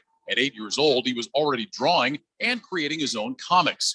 His speed on the track can be attributed to his parents, Kevin and Keisha, who were both NCAA champion runners at Seton Hall University. I'm Ryan Rapp. Last summer, Arizona experienced record heat. Hottest summer in Arizona history. 145 days of the 100-plus degrees, 53 days of over 110.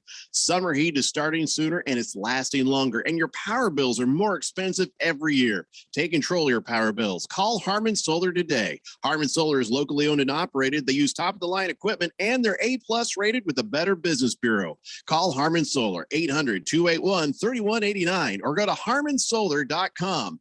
Hey, congratulations. You have the opportunity to hear us all the time. There is this thing called the 1580 The Fanatic Sports app. You can download it at 1580thefanatic.com or wherever you get your smartphone apps. This little beauty works like a charm too, so you never miss out on a moment of the Fanatic. And best of all, it's FREE free. Don't miss out on this offer. Get your own 1580 The Fanatic Sports app today. We are 1580 and 99.3 The Fanatic, your new summer home for sports.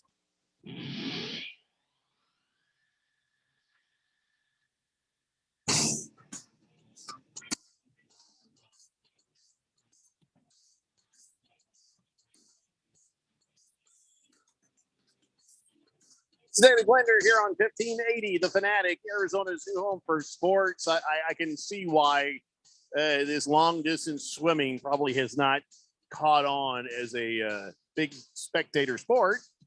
When the highlights are them drinking water, you can kind of see why nobody's in a fervor to watch it. So basically on the TV, you just see a bunch of arms splashing around and boats. A lovely city skyline there to look at. But in general, you can't tell who anybody is. It's just like little splashes, and occasionally you see a skull cap come up, a little yellow, a little red, or whatever. But I can't believe they're focused on this on a broadcast for this long. Yeah, what is going on where there's the one motorized boat that's watching them like an official referee, and then there's a follower just going behind, using his arms. They couldn't afford a guy. They couldn't afford another boat for that guy in the back. Or just throw a little rope onto the other boat and pull him. What's going on? Why does he have to paddle himself along? I don't know. I can't watch that anymore. It's too boring. So anyway, yeah, we'll talk a little more about the Olympics. Not much, I promise. But right now we're talking about DeAndre Ayton and whether we should keep him around or maybe move on from him. A lot of people think it's too early. Some people think, yeah, listen, he's not going to become any different than this. He might, get a little better at this. He might get a little better at that, but he is what he is, right? So let's go back to the text line, 888-368-1580. Just the Tip says, in the finals, Ayton committed 47 fouls and only drew 28. That right there are not the numbers of somebody playing with aggression. Ayton wasn't expected to stop the freak, but damn, if Ayton had played tougher all series, might have had a different outcome. He's played almost 180 games, and yeah, that is enough to know what he is. I agree 100%, Just the Tip, and thanks for those numbers. I appreciate that. Blissel Hayes says DeAndre Ayton has a good season. He improved defensively, has excellent field goal percentage. He does have to work to improve his game, but I wouldn't trade him. He's young. He's got potential to be very good. He just went up against Giannis, who's one of the best players in the NBA. I think DeAndre can learn from this finals loss. Yeah, back to that again. Giannis was not always on the court. And some of those moments were times where he could have been aggressive against people who were not quite the same size of him, and he didn't. So, yeah, and I think part of that, though, is I don't know if it's Giannis got into his head after he got beaten up a little bit, because, I mean, Phil pointed out they're the same, more or less the same height and weight, but Giannis looked stronger when the two of them clashed. And we saw points where Monty had to, take DeAndre Ayton to the side and sort of talk him back up a little bit, because mentally, I really think that he ran into somebody that he couldn't push around, and it messed with him. I that's what I think. Well, if that were the case, if that was it, then he should have gone bonkers every time Giannis Antetokounmpo sat down, and he didn't. But we've seen what happens sort of psychologically with guys when they get beaten up a little bit. They don't necessarily do the things that they're capable of doing. I mean, you look in the Eastern Conference, that Atlanta Philly series, Ben Simmons should have dunked on Trae Young, and he just saw an Atlanta jersey and passed the ball away. I think that guys sometimes get into their own heads and they don't make the kinds of decisions that they normally make when they're not panicking. All right. Wow. Get me somebody who doesn't need a binky. 888-368-1580. Senior Wake and Bake says, sup, Jeffrey, Keon, Achilles feel. Yes, Jeffrey, Nick Foles is on his way. Shut up. Rusty Nuts says, let's hire Bill Laimbeer to train DeAndre Ayton. What is he even doing anymore? Bill Laimbeer is coaching the WNBA team, the Las Vegas Aces. That's right. Yeah. Well, if he's coaching, maybe, I don't know. Maybe. And that team's tough. They play like him. Oh, see, there you go. So maybe you're right, Rusty Nuts. Good Cat says, I would have loved to seen Karl Anthony Towns take DeAndre Ayton's place. Wouldn't that be nice? Let's see. Lacrosse Guy says, hey, Kamish, thanks for switching to NFL.com. ESPN sucks. And that is why we're doing it, Lacrosse Guy, and you're welcome. Fifth Letter says, as we know, I'm a true Laker fan, unlike Phil. We, the Lakers, are building an 18th championship team, veterans that have been there. With that said, the Suns are signing, they are a signing or two away from those consistent Western Conference finals. And you guys got to stick with Ayton. He's a talent. Just have to get that consistent, angry big guy out of him. Just win, baby.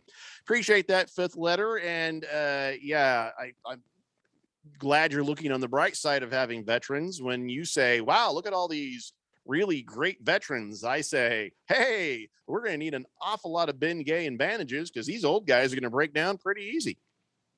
The only person on that team that I'm confident is going to play every game this season is Russell Westbrook.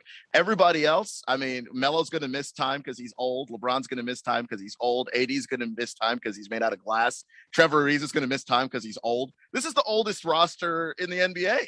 They're going to need a lot of handicap spaces. Keon, tell me that this doesn't remind you of LeBron's last year in Cleveland, where they got the entire old band back together. Dwayne Wade came to Cleveland for a milkshake and a cookie, and then he left mid-season. But it was every old person you could possibly. I think even Jay Crowder was on that last year team. He was on there at some point.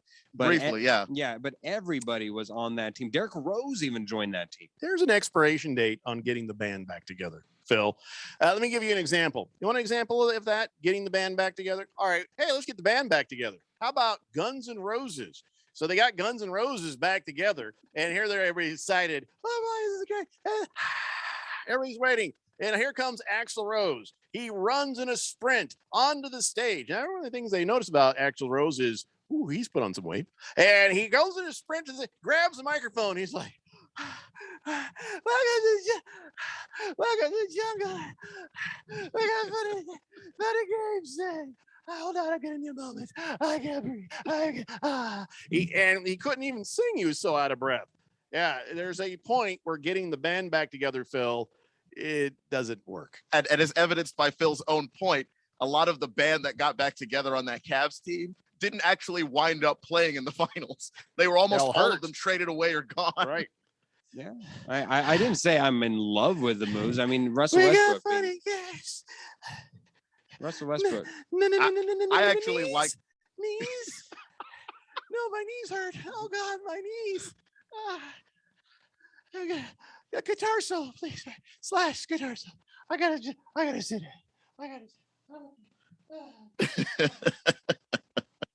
Just under 2 hours. Just Tip says, here's a friggin' scary stat. Giannis committed 30 fouls. He drew 98.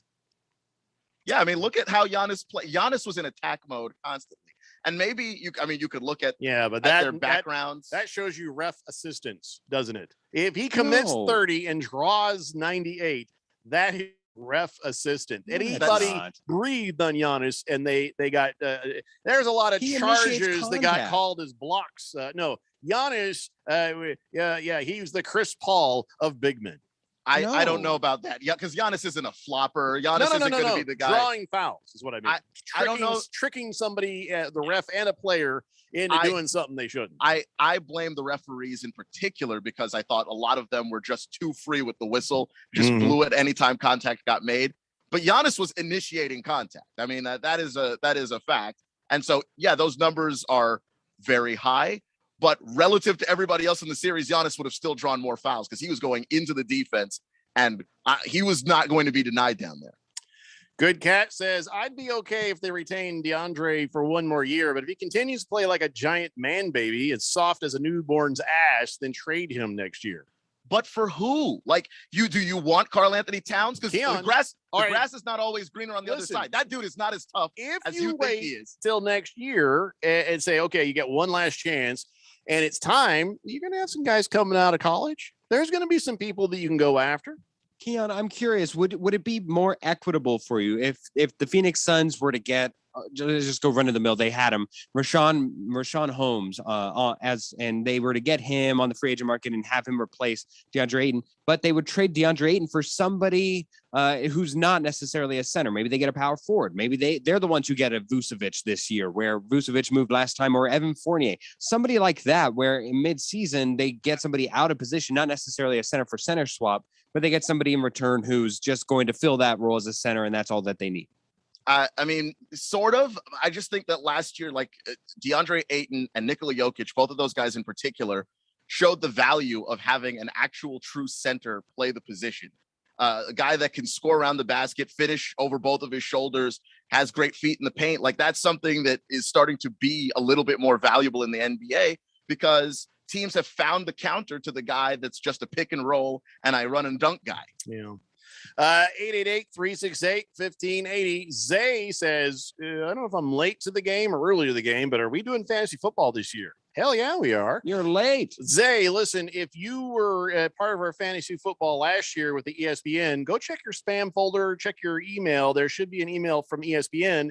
And in that, a message from me saying we're moving to NFL.com. So click on the link. There's a password there. It should get you into the appropriate league over at NFL.com. So welcome back. And if you have any trouble, just send me an email, blender@1580thefanatic.com.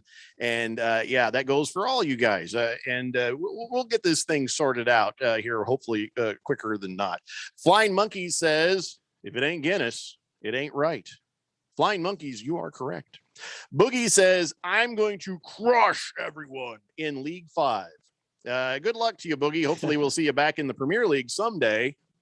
Mr. Pringle says, so how old will Paula be at the end of that contract extension? 40. No, I mean, he'll 39 in that last season and then 40 if he continues. Yeah. So did you ever go over the actual contract details? Just because on that last year, it's a team option.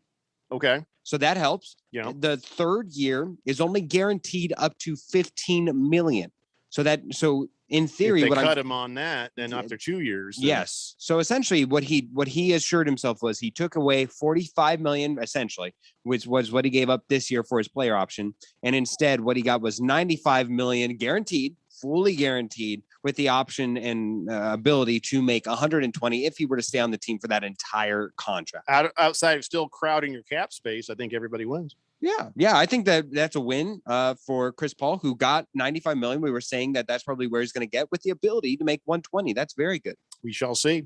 Boogie says there are 2 great centers coming out next year. Hunter Dickinson, 7'1" out of Michigan, and Chet Holmgren, who is 7 feet even out of Gonzaga. So there you go. Keon, the question is, who would you replace him with? I'd say one of those guys. Well, they're not going to be in position to pick up one of those 2 guys. They'll be so. I mean, I as much as I bag on the Suns, they will be making the playoffs next year. And if they get a win here, get a series win there, they would be out of contention for those types of guys. That's how trades work, though, man.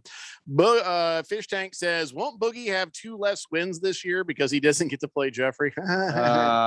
Listen, because my Colts are going to be horrible, I think that every year I get one thing.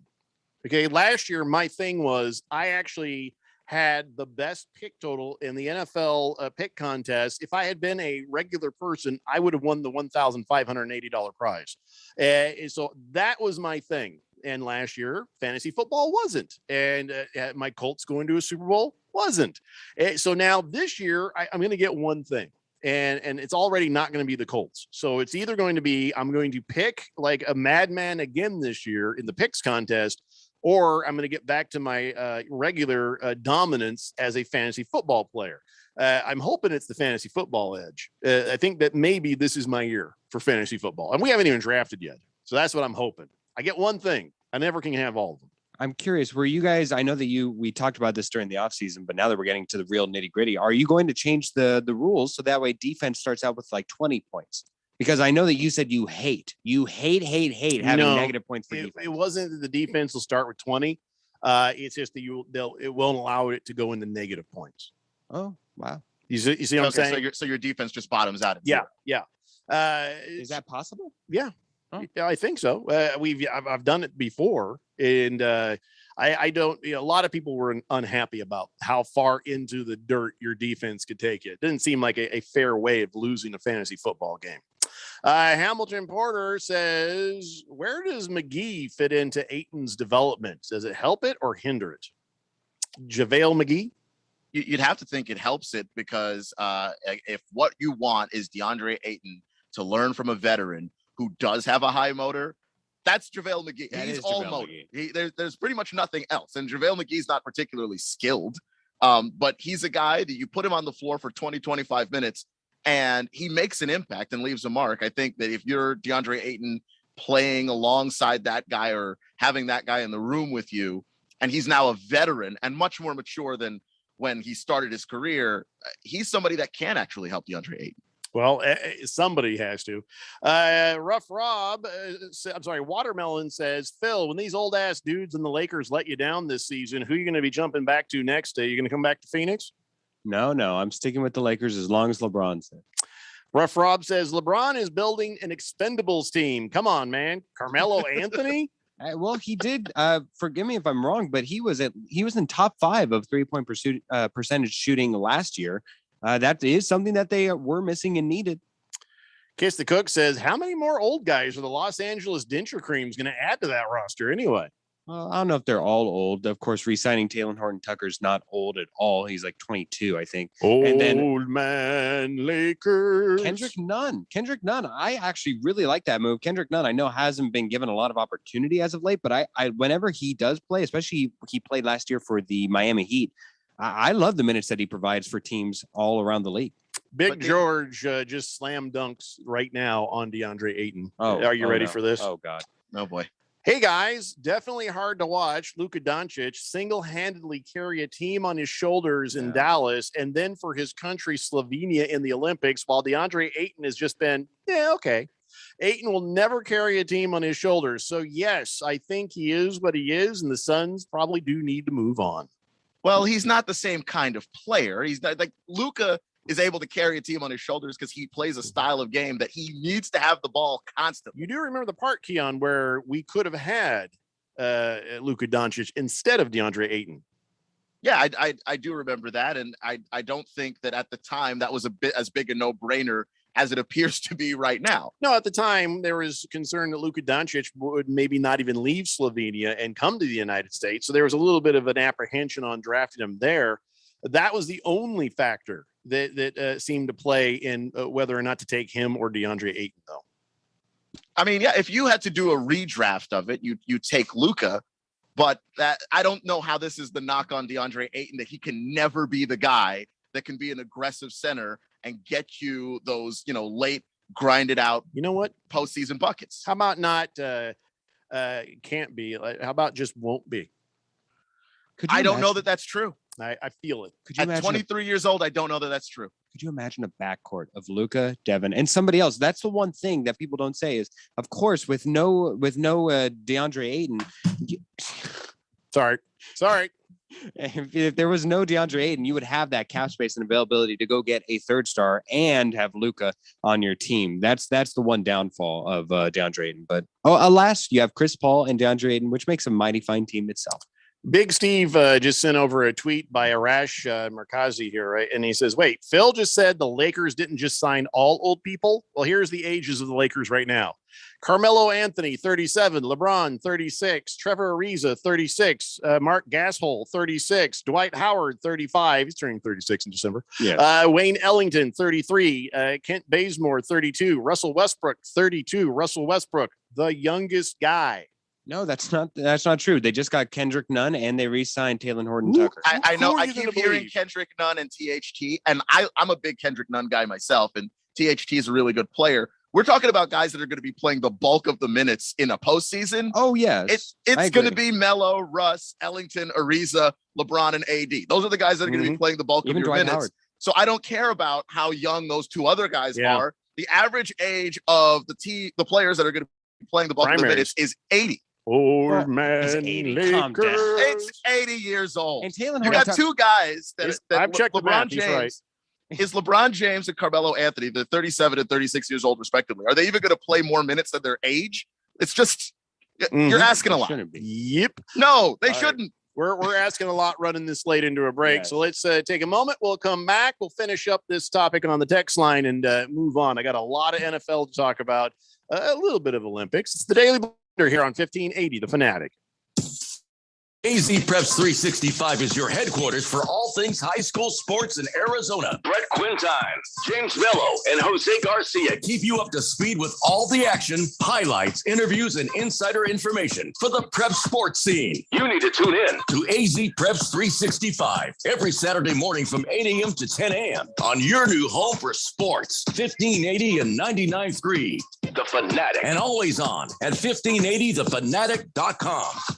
Last summer, Arizona experienced record heat. Hottest summer in Arizona history. 145 days of 100+ degrees, 53 days of over 110. Summer heat is starting sooner and it's lasting longer, and your power bills are more expensive every year. Take control of your power bills. Call Harmon Solar today. Harmon Solar is locally owned and operated. They use top-of-the-line equipment, and they're A+ rated with the Better Business Bureau. Call Harmon Solar, 800-281-3189, or go to harmonsolar.com. Warning, this product contains nicotine. Nicotine is an addictive chemical. Views Alto is the vape as unique as the back roads you ride. With Views by You, you can choose from 4 colors, 3 flavors, 3 nicotine levels, and infinite wrap designs. Make Views Alto a vape that is yours. In store now. Discover more at Views.com. Views, charge beyond. Vapor products, underage sale prohibited. Website and offers restricted to age 21 and over tobacco consumers. your favorite radio station. And now you're up to date on the news. Stand by for weather and traffic right after this. It wakes you up, starts your day, and keeps you informed as well as entertained. You guys are absolutely the best. How do you like to work here? At The Fanatic, we're looking for commissioned sales reps to knock on doors, set up appointments, and extol the benefits of advertising with your favorite radio station. Send your resume to jobs at 1580thefanatic.com. With Cricket Wireless, you get everything you want in a great wireless plan. Everything? Yeah, like nationwide 5G speeds for nonstop downloading, everything. Are you saying super fast 5G downloading right before you get on the plane? Everything? Yep, your favorite shows and movies just in time for the flight, everything. Passengers, get ready for takeoff. And we're off with everything we need. It's everything you want, including the price. Smile, you're on Cricket. Speed restrictions apply. Video and standard definition. Compatible plan and device required for 5G access, which may not be available in your area. For 5G coverage, see cricketwireless.com/map. Being in the Army National Guard is about more than serving your country. It's about being there for your community when your neighbors need you most. The Army National Guard makes college affordable, and serving part-time can help you graduate debt-free. Do you want to stay close to friends and family? The Guard allows you to serve close to home. Serving part-time in the Army National Guard lets you have the life you want. Learn more by visiting nationalguard.com. Sponsored by the Arizona Army National Guard, aired by the Arizona Broadcasters Association and this station. The Fanatic.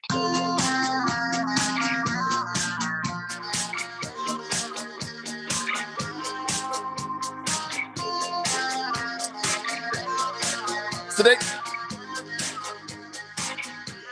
it's the Daily Blender here on 1580. The Fanatic, Arizona's new home for sports. Gorilla Toe is on the text line, says, Suns didn't take Luka because the elevator was broken and they didn't want to walk up to the second floor to talk to him because, as you know, Luka lives on the second floor. He says, I'm drinking, and I really cracked myself up with that one.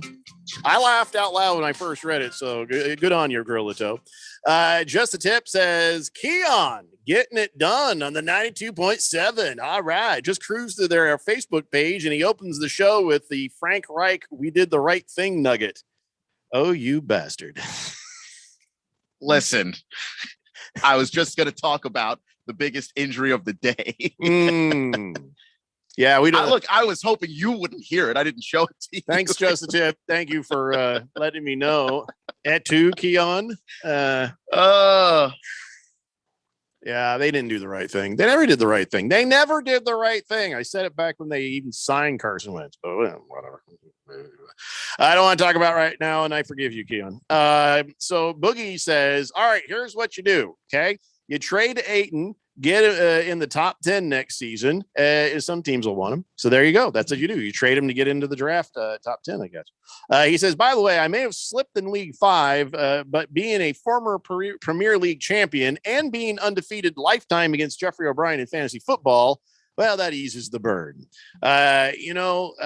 Boogie, it's hard to hear you from all the way up here still in the Premier League. So, good luck, win that league and maybe I'll be able to hear you. Wait, again. you can't flex that. You can't, when you would have been the one out of the Premier League had it not been that the hosts stay in there. Yeah, you can't. That's not my fault. No, you can't flex your invincibility. I have won that league multiple times, not just the one time. So you, who always go back to the Lakers with all their championships from the past, well, I can do the same damn thing in my own damn league. Yeah, but the Lakers don't win the championship every year because they're the Lakers. They have to earn it. Did that make sense to you, Keon?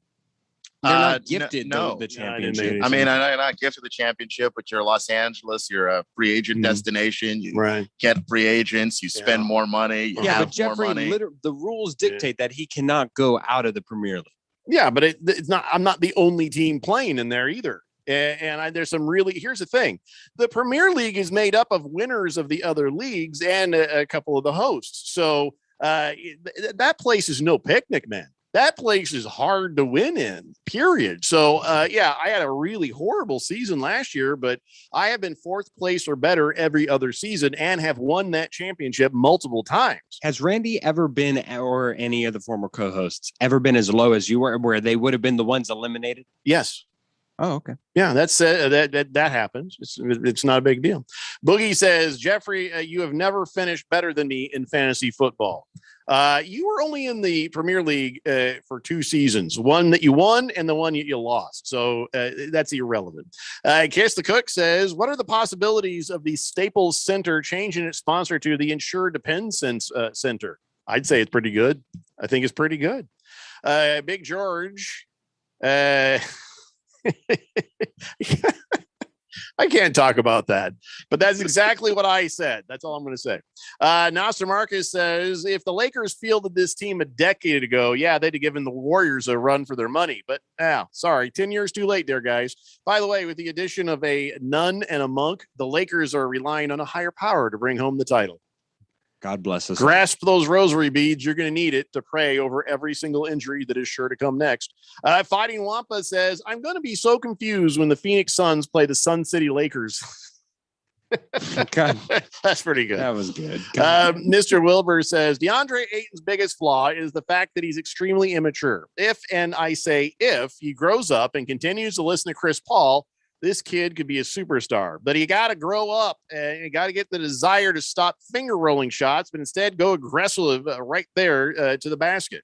I don't know if DeAndre Ayton's immature so much as he's a gentle giant. He's not. Yeah, he's just not a. I mean, you talk to him, he seems definitely wise beyond his years. He's just not an aggressive person. He's 10-ply. You know how you have 2-ply soft toilet paper and 3-ply. This is from Letterkenny thing. He's 10-ply. He's just soft. Glendale Runner says, have you discussed what percentage of NBA final losing teams return the next year? Probably kind of low. It's really low. Outside of the Warriors? Outside of the Warriors and the Cavaliers. It's pretty bad. Hamilton Porter says, to be fair, 13 teams passed on Luka. The Pistons drafted KCP instead of him. How'd that work out for us? Yeah, listen, because like I said, people were not really sure if Luka Doncic was ever going to come to the United States to begin with. Wasn't Luka taken 5th in that draft? Technically, once the trade happened. After the trade. Yeah.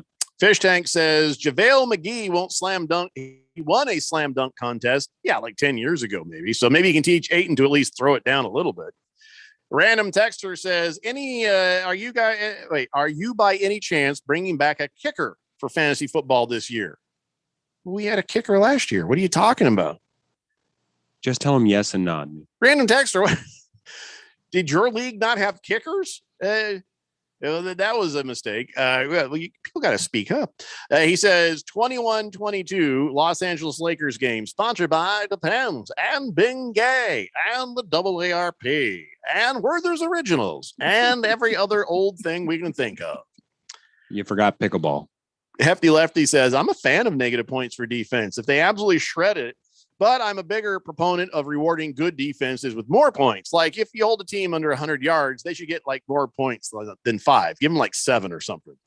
All right, something that can be taken into consideration. But no, I'm killing off the negative points. That is true. You're actually, by doing this, Jeffrey, by making it so that way there's a floor and not bringing it up to 20 points or something, you're disparaging the good teams that have a good thing. Because if they all start at the same level, right? If you mean that they can't they'll go start that at 10 far. points. All defenses will start at 10 points. Absolutely. And all right, I'll put some Easter eggs in there. There's a little bit of a little something if you happen to hold a team under 100 yards, or if it's a shutout, little stuff like that to reward the really good defenses. I'm all for it. Fifth letter says Ayton is perfect for Phoenix, the face of Phoenix sports, just a gentle giant that will never win any rings. Oh. Why are you here, fifth letter? Unnecessary. Yeah. Unnecessary roughness. What the hell, man? Why are you here? Why are you here? God bless you, fifth. Who shows up in Phoenix and talks that much crap about all of our sports all at once? I'm a Colts fan for football, but everything else is Phoenix, man. Continue the fight. Why? Viva la revolution. Why you got to be like that? Why you got to be like that, fifth letter? That hurts. That's wrong, and you're not going to make you any it friends. should disturb you that you're pleasing Phil this much.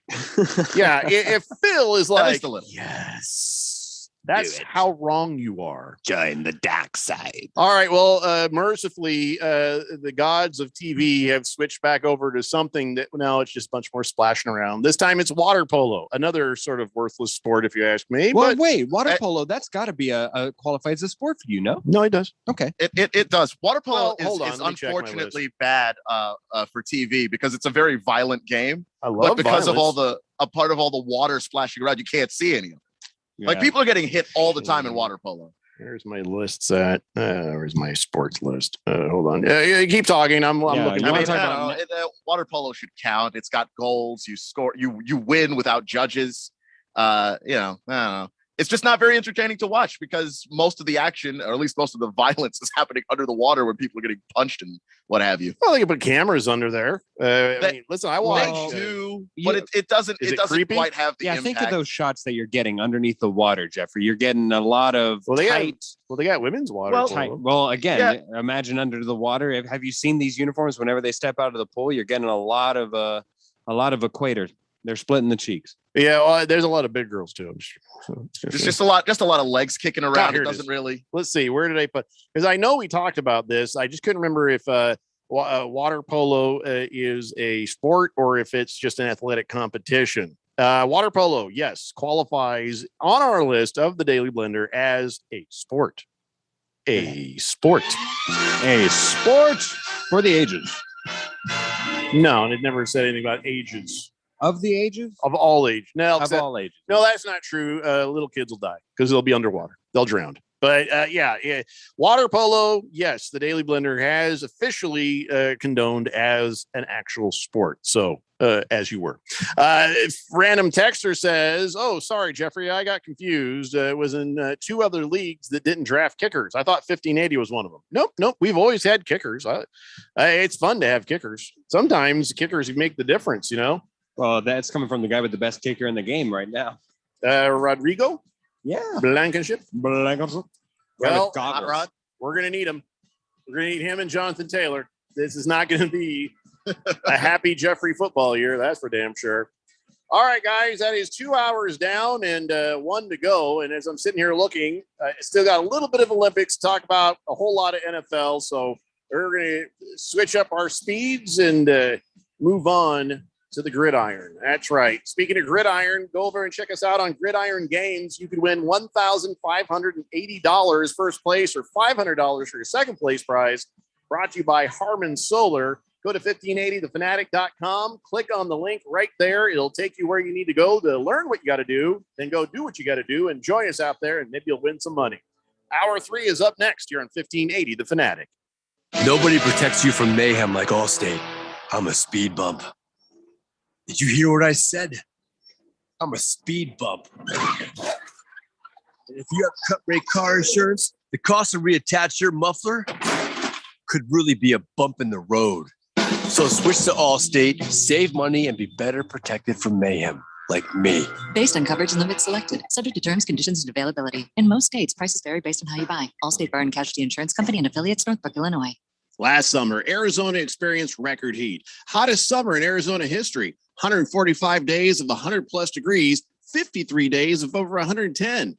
Summer heat is starting sooner and it's lasting longer, and your power bills are more expensive every year. Take control of your power bills. Call Harman Solar today. Harman Solar is locally owned and operated. They use top-of-the-line equipment, and they're A-plus rated with the Better Business Bureau. Call Harman Solar, 800-281-3189, or go to harmansolar.com. With Cricket Wireless, you get everything you want in a great wireless plan. Everything? Yeah, like nationwide 5G speeds for nonstop downloading, everything. Are you saying super fast 5G downloading right before you get on the plane? Everything? Yep, your favorite shows and movies just in time for the flight, everything. Passengers, get ready for takeoff. And we're off with everything we need. It's everything you want, including the price. Smile, you're on Cricket. Speed restrictions apply. Video and standard definition. Compatible plan and device required for 5G access, which may not be available in your area. For 5G coverage, see cricketwireless.com/map. Hey guys, Jeffrey O'Brien here. And listen, we've all been hearing about Valley Medical weight loss for quite some time now. We've been hearing about how easy they make it to lose weight and keep it off. And we've been hearing about how convenient it is to visit one of their 3 Valley locations. And we've heard these other guys on the radio station here have success. Yeah, I've heard about it too. So I've joined in and I've already lost 6 pounds in just a couple of weeks. I am so glad I gave Valley Medical Weight Loss a try, and you will be too. Check them out at valleymedicalweightloss.com. And remember, mention Fanatic and you'll get your first week free. Hi, this is Bruce Jacobs from my friends and former employers at ProCopy. For over 20 years, ProCopy has provided Arizona companies with the best office equipment available from companies like Ricoh. More importantly, they provide outstanding service after the sale with a 96% retention ratio and award-winning technicians. 3 years ago, they joined the Flex Technologies Group, an Arizona-based nationwide group of companies that share ProCopy's commitment to excellence. So if you have branches anywhere in the United States or just here in Arizona, you can get great personalized service even during the current climate. We use them here at the Fanatic and Money Radio KFNN, and they never disappoint because they remain a local company. They give back to our community by supporting ASU and the Thunderbirds through the Phoenix Open. The ProCopy Foundations has raised hundreds of thousands of dollars. That makes doing business with ProCopy good for your business. Just give them a call at 602-ProCopy. That's 602-776-2679. Live from the Harmon Solar Studios in Scottsdale. This is KQFN Tempe. Also transmitting on K25CD Phoenix at 99.3 FM. And K240U Fountain Hills at 95.9 FM. It's time for the third hour. All right, people, settle down because it's time. Time for what? Showtime. When does it start? Right now. 3, 2, 1. Let's get on with the show. Let's do it.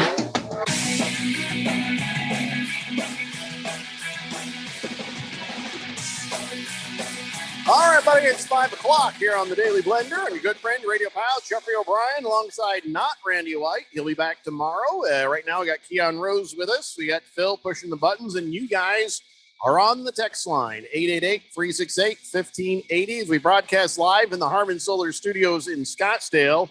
And yeah, good. Now there's people running on a track now. They're showing the highlights here of the Olympics. At least it's not just a bunch of splashy water. It makes no sense to watch. But all right. So, the Olympics are happening. You heard a little 4'8" Simone Biles. She went ahead and she did her competition on the balance beam and she got herself a bronze medal. And, really, that was just her. She even said, I went out there and did that for me because, she got to get her head straight. She got to get back to it. And she said, I got to, I don't want to say get back on the horse because that seems a little bit too on the nose, doesn't it? Get back on the beam. Yeah. Okay. Anyway. And so if we were like, oh, she didn't win gold. Well, she just got over, a little bit of the, I guess in golf, you call it the yips, her twisties or whatever. So she's trying to make her way back. So give her some credit for even getting back up and out there. So good for her. Won a medal, all smiles, and Team USA is doing fine. So hopefully she'll get that all straightened out. She's only 24 years old. I mean, is that ancient for a gymnast? Well, what's that's like middle age for a gymnast. Okay, so she's got another Olympics in her. I wish I could tell you. I don't want to sit here and say things about gymnastics like I know. But she is getting up there. Yeah, and everybody had a lot of things to say about her and her situation, and then when you hear her talk about it, it makes a whole lot more sense. She's just basically saying, listen, it's when you do these things, you got to be all in the right head. And if things aren't working right, you can really hurt yourself. And she says, I was okay with missing the finals because I just knew I couldn't do it. My problem was my body and my mind weren't in sync. And that's what I couldn't wrap my head around. Like, what happened? Was I overtired? And just like, where do the wires not connecting here on this? And so it wasn't that she just pouted. It wasn't that she just gave up. She was just kind of having an issue there. And she says, and that was really hard because I trained my whole life. I was physically ready. I was fine. And then this happens and it's just something that was sort of out of my control. And she says, we're not just entertainment, we're humans. And there's things going on behind the scenes we're trying to juggle with as well. So, even on top of sports. So Simone Biles got her bronze and hopefully now she'll be able to take whatever time she needs to take to get everything straight and come on back and do some more. And I don't don't think this should take away from her status as a gymnast. She has set records. She has accomplished many things before these Olympics ever even were an idea. So, give her just about half a damn break. Jessica Springsteen, however, very disappointed. Very disappointed. This is the daughter of Bruce Springsteen. Yeah, Bruce Springsteen, already writing sad songs about it. Jessica didn't win the gold in Tokyo. She said, "Can I come back and live with you, Daddy?" I said, "No. You let me down. You let me down. You let me down." Yeah, and I think it's going to be a great album. It's all going to be about Jessica Springsteen blowing it. That's going to be, in fact, it'll probably be the name of the album, Jessica Springsteen Blowing It. And Bruce Springsteen will just probably do about 15 different songs. I remember when you were a baby.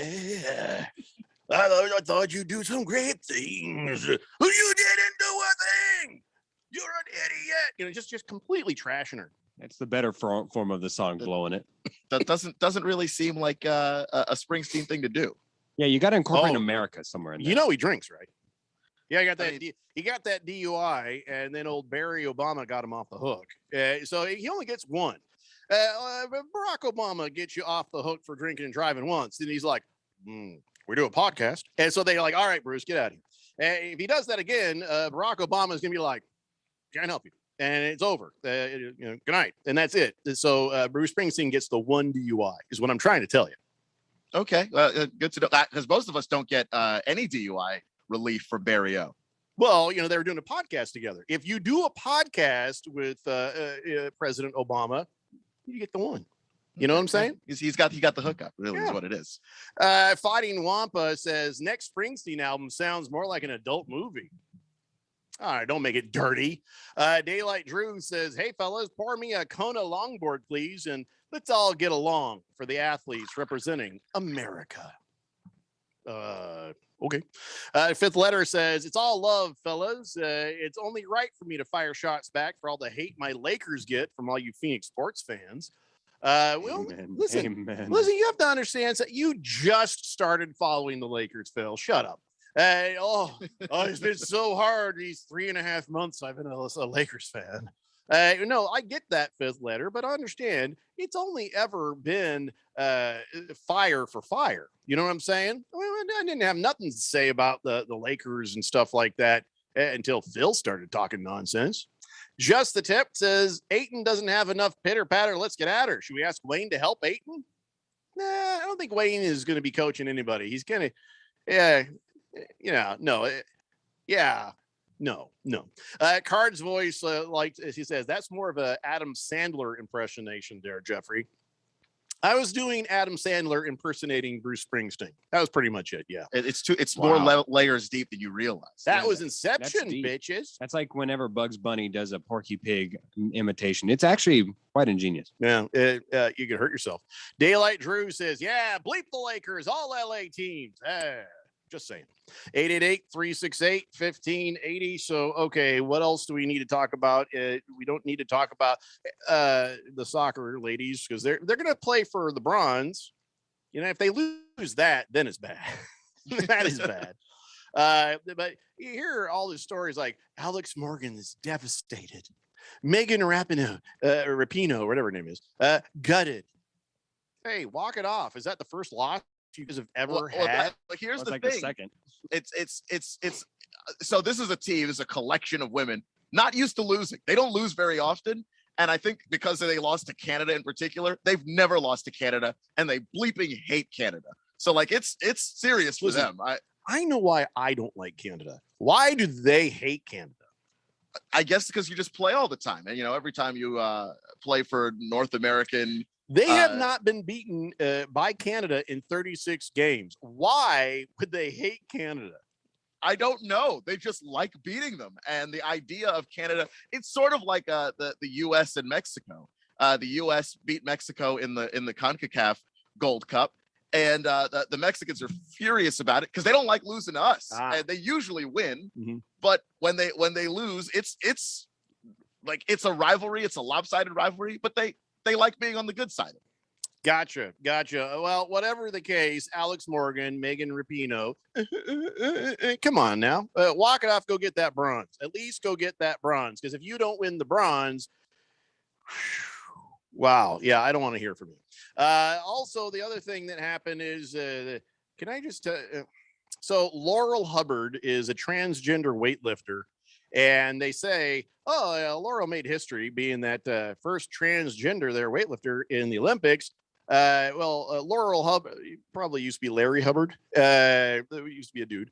And we talked about this before. Now, listen, I am all for, if you want to be transgender, by God, you tell me the pronoun, I'm on top of it. Okay. I'm not going to discriminate. I'm not going to make fun of you. You want to be called ma'am? I'll call you ma'am. You want to be called this? I'll call you that. Whatever you want. I'm here to respect you for that. But don't tell me that this person here should be considered a woman. Okay. That looks like a guy who used to host a morning show on this radio station. Okay. And he couldn't have lifted that weight either. Anyway, so this person, this Laurel, she goes out there and she's not even able to lift the weight she's supposed to. She was embarrassed and humbled. And she said, hey, but thanks for your support. They're the New Zealand people. But seriously, come on. Where are we going to draw a line where we say, all right, that is not a woman. That's a dude trying to do women's sports. I don't think that's fair to say. Because I think that when you start taking the hormones and everything, that is going to change a lot of your makeup. And I do think that's part There's of no makeup on this person. Look at this. No, there is no makeup on her. I don't. We are in just such dangerous waters. I am not going to call that person a dude. That is, I'm fine with saying that Laurel. I'm not calling her a dude now. I'm saying she was a dude till she was 35, and all the building blocks that made this body was testosterone fueled, and this is built a man, and then to be able to say at 35. Okay, I've taken the hormones. Now this frame, this body, this strength, these muscles are now a female. It doesn't seem like it sets right and shouldn't set right with a lot of female athletes. I mean, yeah, but it does lower your testosterone. I mean, that's a fact. Testosterone is not the only reason this person is out there doing what they're doing. Their body was built by male testosterone. They shouldn't get to compete in a female sport after they've been developed that way. But I do think that the fact that Laurel went out and couldn't lift the weight, I think is evidence of the fact that you just don't get to walk out there after, taking all of the estrogen and whatever else that you have to take. And suddenly you're just dominating this sport because, you were a male at birth. I feel like there's got to be some sort of a cutoff, if you decide, you know what, I'm actually, I want to be a woman, and in the early formative years, then fine. Yeah, go ahead. Compete as a woman after your body has been formed as a woman. But if unfortunately for you, for whatever discrimination, whatever horrible things that led up to the life where you're 35 when you figure it out, that's great. Become a woman. Go on the rest of your life as a woman. I will call you ma'am. I will always give you respect, but I don't think you should be allowed to play in that woman's sport having been formed as a man. That's kind of what I'm looking at. I'm curious, Jeffrey, if you were to, I'm going to try and tread some very dangerous waters and toe the line. I mean, we've already fallen into it, but let's try. Let's try. Jeffrey, do you think that if you were naturally faster than your wife, let's just say that you were naturally faster and you were going to say, hey, let's do a race. And she's like, well, it's not fair. You're naturally faster. And you said, okay, you know what? I'm going to run the race drunk. I'm going to run the race till things are shaky and I'm going to have a hard time running straight to give you a fighting chance. Because part of the dampering and the fact that she doesn't have as much testosterone, yes, she may have the form, she may have the body, but whenever you take away that testosterone, that is something that would be a competitive edge. Something, but it's not everything. Especially for weightlifting, where, I mean, having a bigger frame, because, I mean, plenty of women. That frame was built by a man's growth. Plenty of women are drawn to weightlifting that have a larger frame, and that does not automatically help you lift weights. Well, neither does just testosterone. You got to a certain point and your body was built to be that. Now we're talking about weightlifting, but we have to include all sports in something like that. And so whether it's running or jumping or swimming or fighting or whatever, we have to sort of look at this across the board. And if your body was formed as a male and you got to a certain point where even if you drop the testosterone, you still have the benefits of a man frame and man bones and man build, it's not right to have them play in women's sports. I'm thinking, if nothing, the women should love this because I am on their side on this. Some big burly dude should not be able to come in there after they figured out their life and decided to be a woman and then take over your sport. That's all I'm saying. I just don't know that person's a big burly dude anymore. Once you start taking hormones and your voice, becomes higher and you start growing boobs and all this other stuff that happens to you, that you're not a man anymore either. But it's not everything. That's the whole point I'm trying to make. And I get your point. Everybody comes into these competitions with separate advantages. It's just how can you hone your advantage to go through? Yes, some people are naturally big boned. Some people are naturally faster than others. That doesn't, whenever you're in a triathlon, somebody's going to be a better swimmer than everybody else. Somebody's going to be a better runner. Somebody's going to be a better, bicyclist is the third one. There's probably, but those three things are not all, it's the encompassing parts. It's how you incorporate everything. And I think you can argue that a person who's specifically dampening their testosterone to get back to the average of the field, it's a detriment, but it still does not overcome the entirety of what you've built up for 35 years. And I tell you that, I tell you what most people are not doing. At least I know what I'm not doing. I'm not going to go on estrogen so that I can compete with women, so that I can win a gold. I think that's something that's overblown. That's she's not doing this just to go win a gold. But in Jeffrey's defense, no, I don't. You're not Russian. I'll give you. Well, she's from New Zealand. Russians would. Yeah, I'm not saying that's what this person did. This person was just kind of trying to live their life and do their thing. But there are some moments that we have to be allowed to say no. We have to be allowed to say, listen, Laurel, you're now Laurel. You're no longer Larry. You want me to call you this. You're doing these things, and you want me to call you they. You want me to call you she. Yes, I will absolutely do that. And I will respect your wishes and your life choices. But this is one area that we kind of have to be more reasonable about it. I just think if we let the doctors look at it and I don't know, do the research and figure out what the advantages actually are there mechanically. Sure. Which they are doing actually. So I guess we'll know at some point. You know what? That's a good point. I'll tell you what, Keon, you and I'll agree on that. We'll let the scientists and doctors decide what's fair on something like that. Because they'll be able to say, well, there's still a benefit that's unfair to the other athletes because this person as a he was able to build his body this way, do these things, and now suddenly become a female does not really tilt the scales to the sides of fairness. Because I do think so there were some African runners that got eliminated because they just naturally have higher testosterone. I thought that wasn't fair. Yeah, that's not fair. Yeah, because if you're just born that way. So where are we drawing the line on born that way? I guess I don't know. But see the word natural though, Keon. If your body naturally makes more testosterone and you are a lady, I don't think it's right to disqualify somebody for that. Listen, we'll go back to the original thing we had just agreed on. Let the scientists and doctors agree on what is fair physiologically, biologically, and leave all of everybody's, misconceptions, politics, and assumptions out of it. We'll just figure out what is actually scientifically fair, and I'll thumbs up on that. Yeah, and because I see where you're coming from, I understand what you're trying to say, and I get it. It's not from an area of hate or evilness. It's not from a place of malice. Because you're trying to be fair, right? Because if you were to take the lowest, whoever's the last qualifying Olympian for the weightlifting, the person who performs the worst at the Olympics in the men's division, and you were to plop them in the women's division, they would own the entire field. You know what this is based on? My understanding of this is there were times where I had thought, wow, that is a really good women's WNBA team. And somebody would say, hey, you know what? They played against a college freshman team. And I'm like, oh, did they kick their asses? They're like, no, the men just completely destroyed them. I'm like, what are you talking about? That's the best WNBA team versus a college team, and they lost. And I was surprised by that.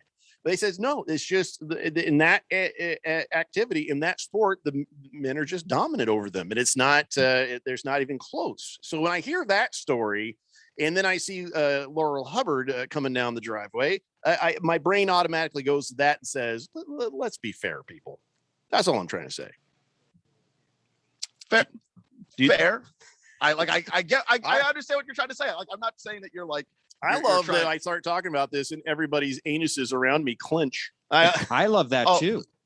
Well, for a different reason. I don't love it, but there's a little bit of the. We can talk about these things honestly and openly, and the reason that nobody here is going to be in trouble is, like you said, we're not talking about this out of malice. We're talking about this about fairness and what should be and what should not be. That's all. Yeah, we're looking for competitive balance, and we're coming at it from a good spot. Yes.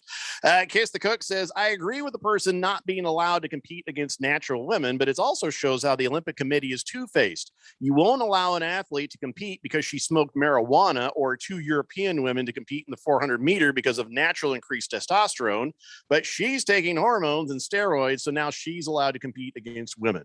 Right. The She's outcome, not taking steroids. The outcome she's is taking the opposite of steroids. Right. But you get what he's saying. The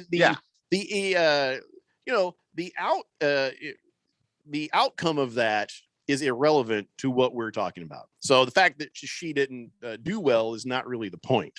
Watermelon says that could never happen, Phil. Jeffrey doesn't get drunk. He takes a lot of alcohol to get me drunk. Well, okay, so you were to take like what are those? And let's be honest, if she could ever outrun me, I'd lose her. So, yeah. Sideshow Bob says, what if they allow women to take roids to be better at football? Just a thought. I don't think anybody will be upset about it. If a woman ever became good enough to, I don't know about roids, but if a woman was ever big enough and good enough to play testosterone boosters in the sports, I don't think anybody have a problem with that. He says, yeah, there should be a statute of limitations for trans community people to be involved in sports. I think you should take every one of those case by case. Yeah, because there's some sports where it's like more technique, where like girls have won wrestling before, or softball or versus baseball or something like that, where you're not really getting that much of an advantage because of your body frame or size. It just, the weightlifting one really did just strike me that. Good Cat says, so in a fit of anger, my 5-year-old son told me that I was banned from drinking whiskey. Oh, did you guys feel that shiver? Was that just me? Wow. That felt a little cold. Hey, wait a minute. Good Cat. Kid's 5. You can totally take him in a fight. You don't have to listen to him. You do what you want. It's the Daily Blender here on 1580, The Fanatic. Today, Junior. Westwood One Sports presents this special update on the 2020 Summer Games, sponsored by Discover Card. Discover believes a better tomorrow is possible for everyone. Discover something brighter. First gold medal of day 12 in Tokyo goes to Ana Marcela Cunha from Brazil after 10,000 brutal meters in the open water at Odaiba Marine Park.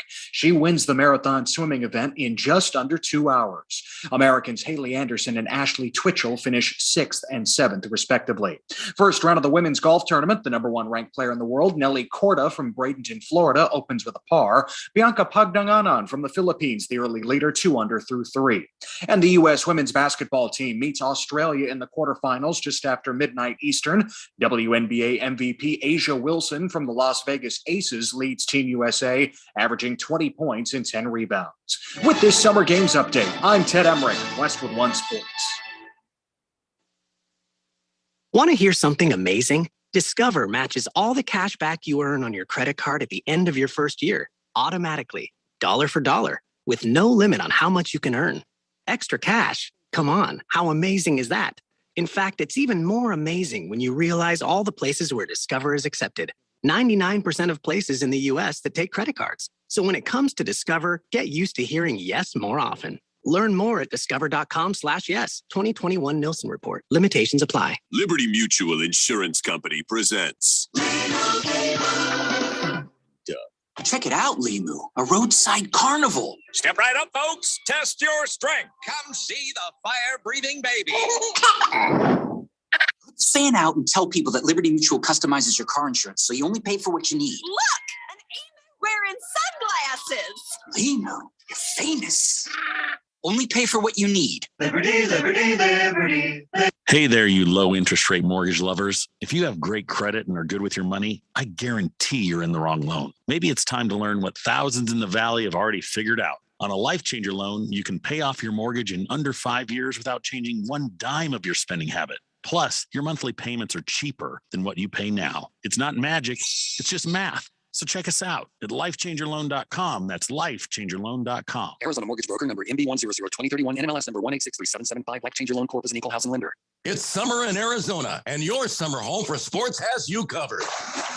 Don't miss a minute of action from the Arizona Rattlers. Listen to all their home games live on the Fanatic. NASCAR is full throttle. Find out how the season begins to unfold when you hear NASCAR racing live. The NFL ramps up for the 2021-22 season. Get all the updates and info on your home for the NFL in the Valley. It's summertime, and the Fanatic is your summer home for sports. 1580 and 99.3 The Fanatic. Also at 95.9 FM in the East Valley.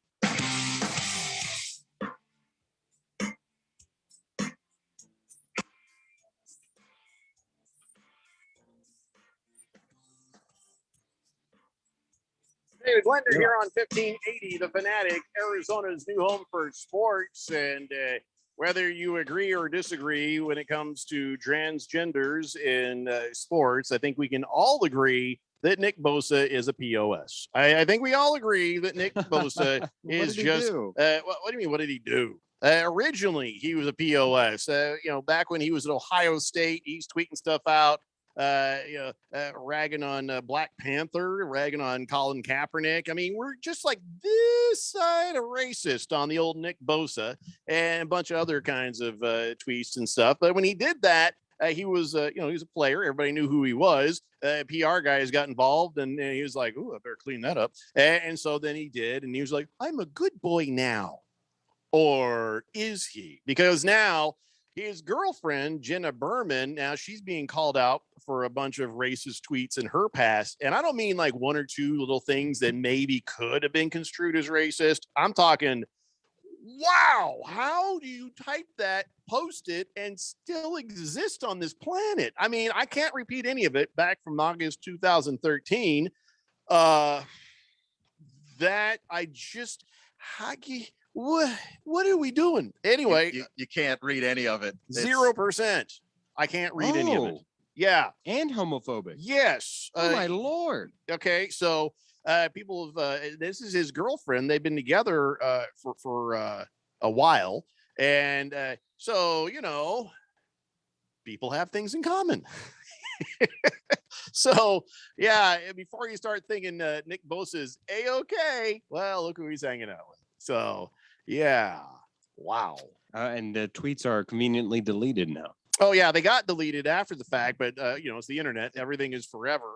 Nothing ever dies. So, so what the point is Jenna Berman, who's a white gal, very blonde, very, very white, hanging out with Nick Bosa, a guy who's had some iffy tweets and thought processes in the past. So now they're together. You think that, you know what I'm saying? Yeah, you know what I'm saying. They just get worse. Oh yeah, my God. Don't keep reading, Phil. It's going to hurt your soul. Seriously. Yeah, it hurt mine. I read a few of them the other night, and well, Keon, as a young black man, and you read these tweets, is there a point where it stops hurting and you just start laughing about how absurdly ridiculous it is, and you're like, oh my God. Yeah, no, it's like the Dave Chappelle joke about something being so racist you can't even be upset. You just go, right. Damn, that was racist. I mean, it really, it's shocking more than it is hurtful. Wow.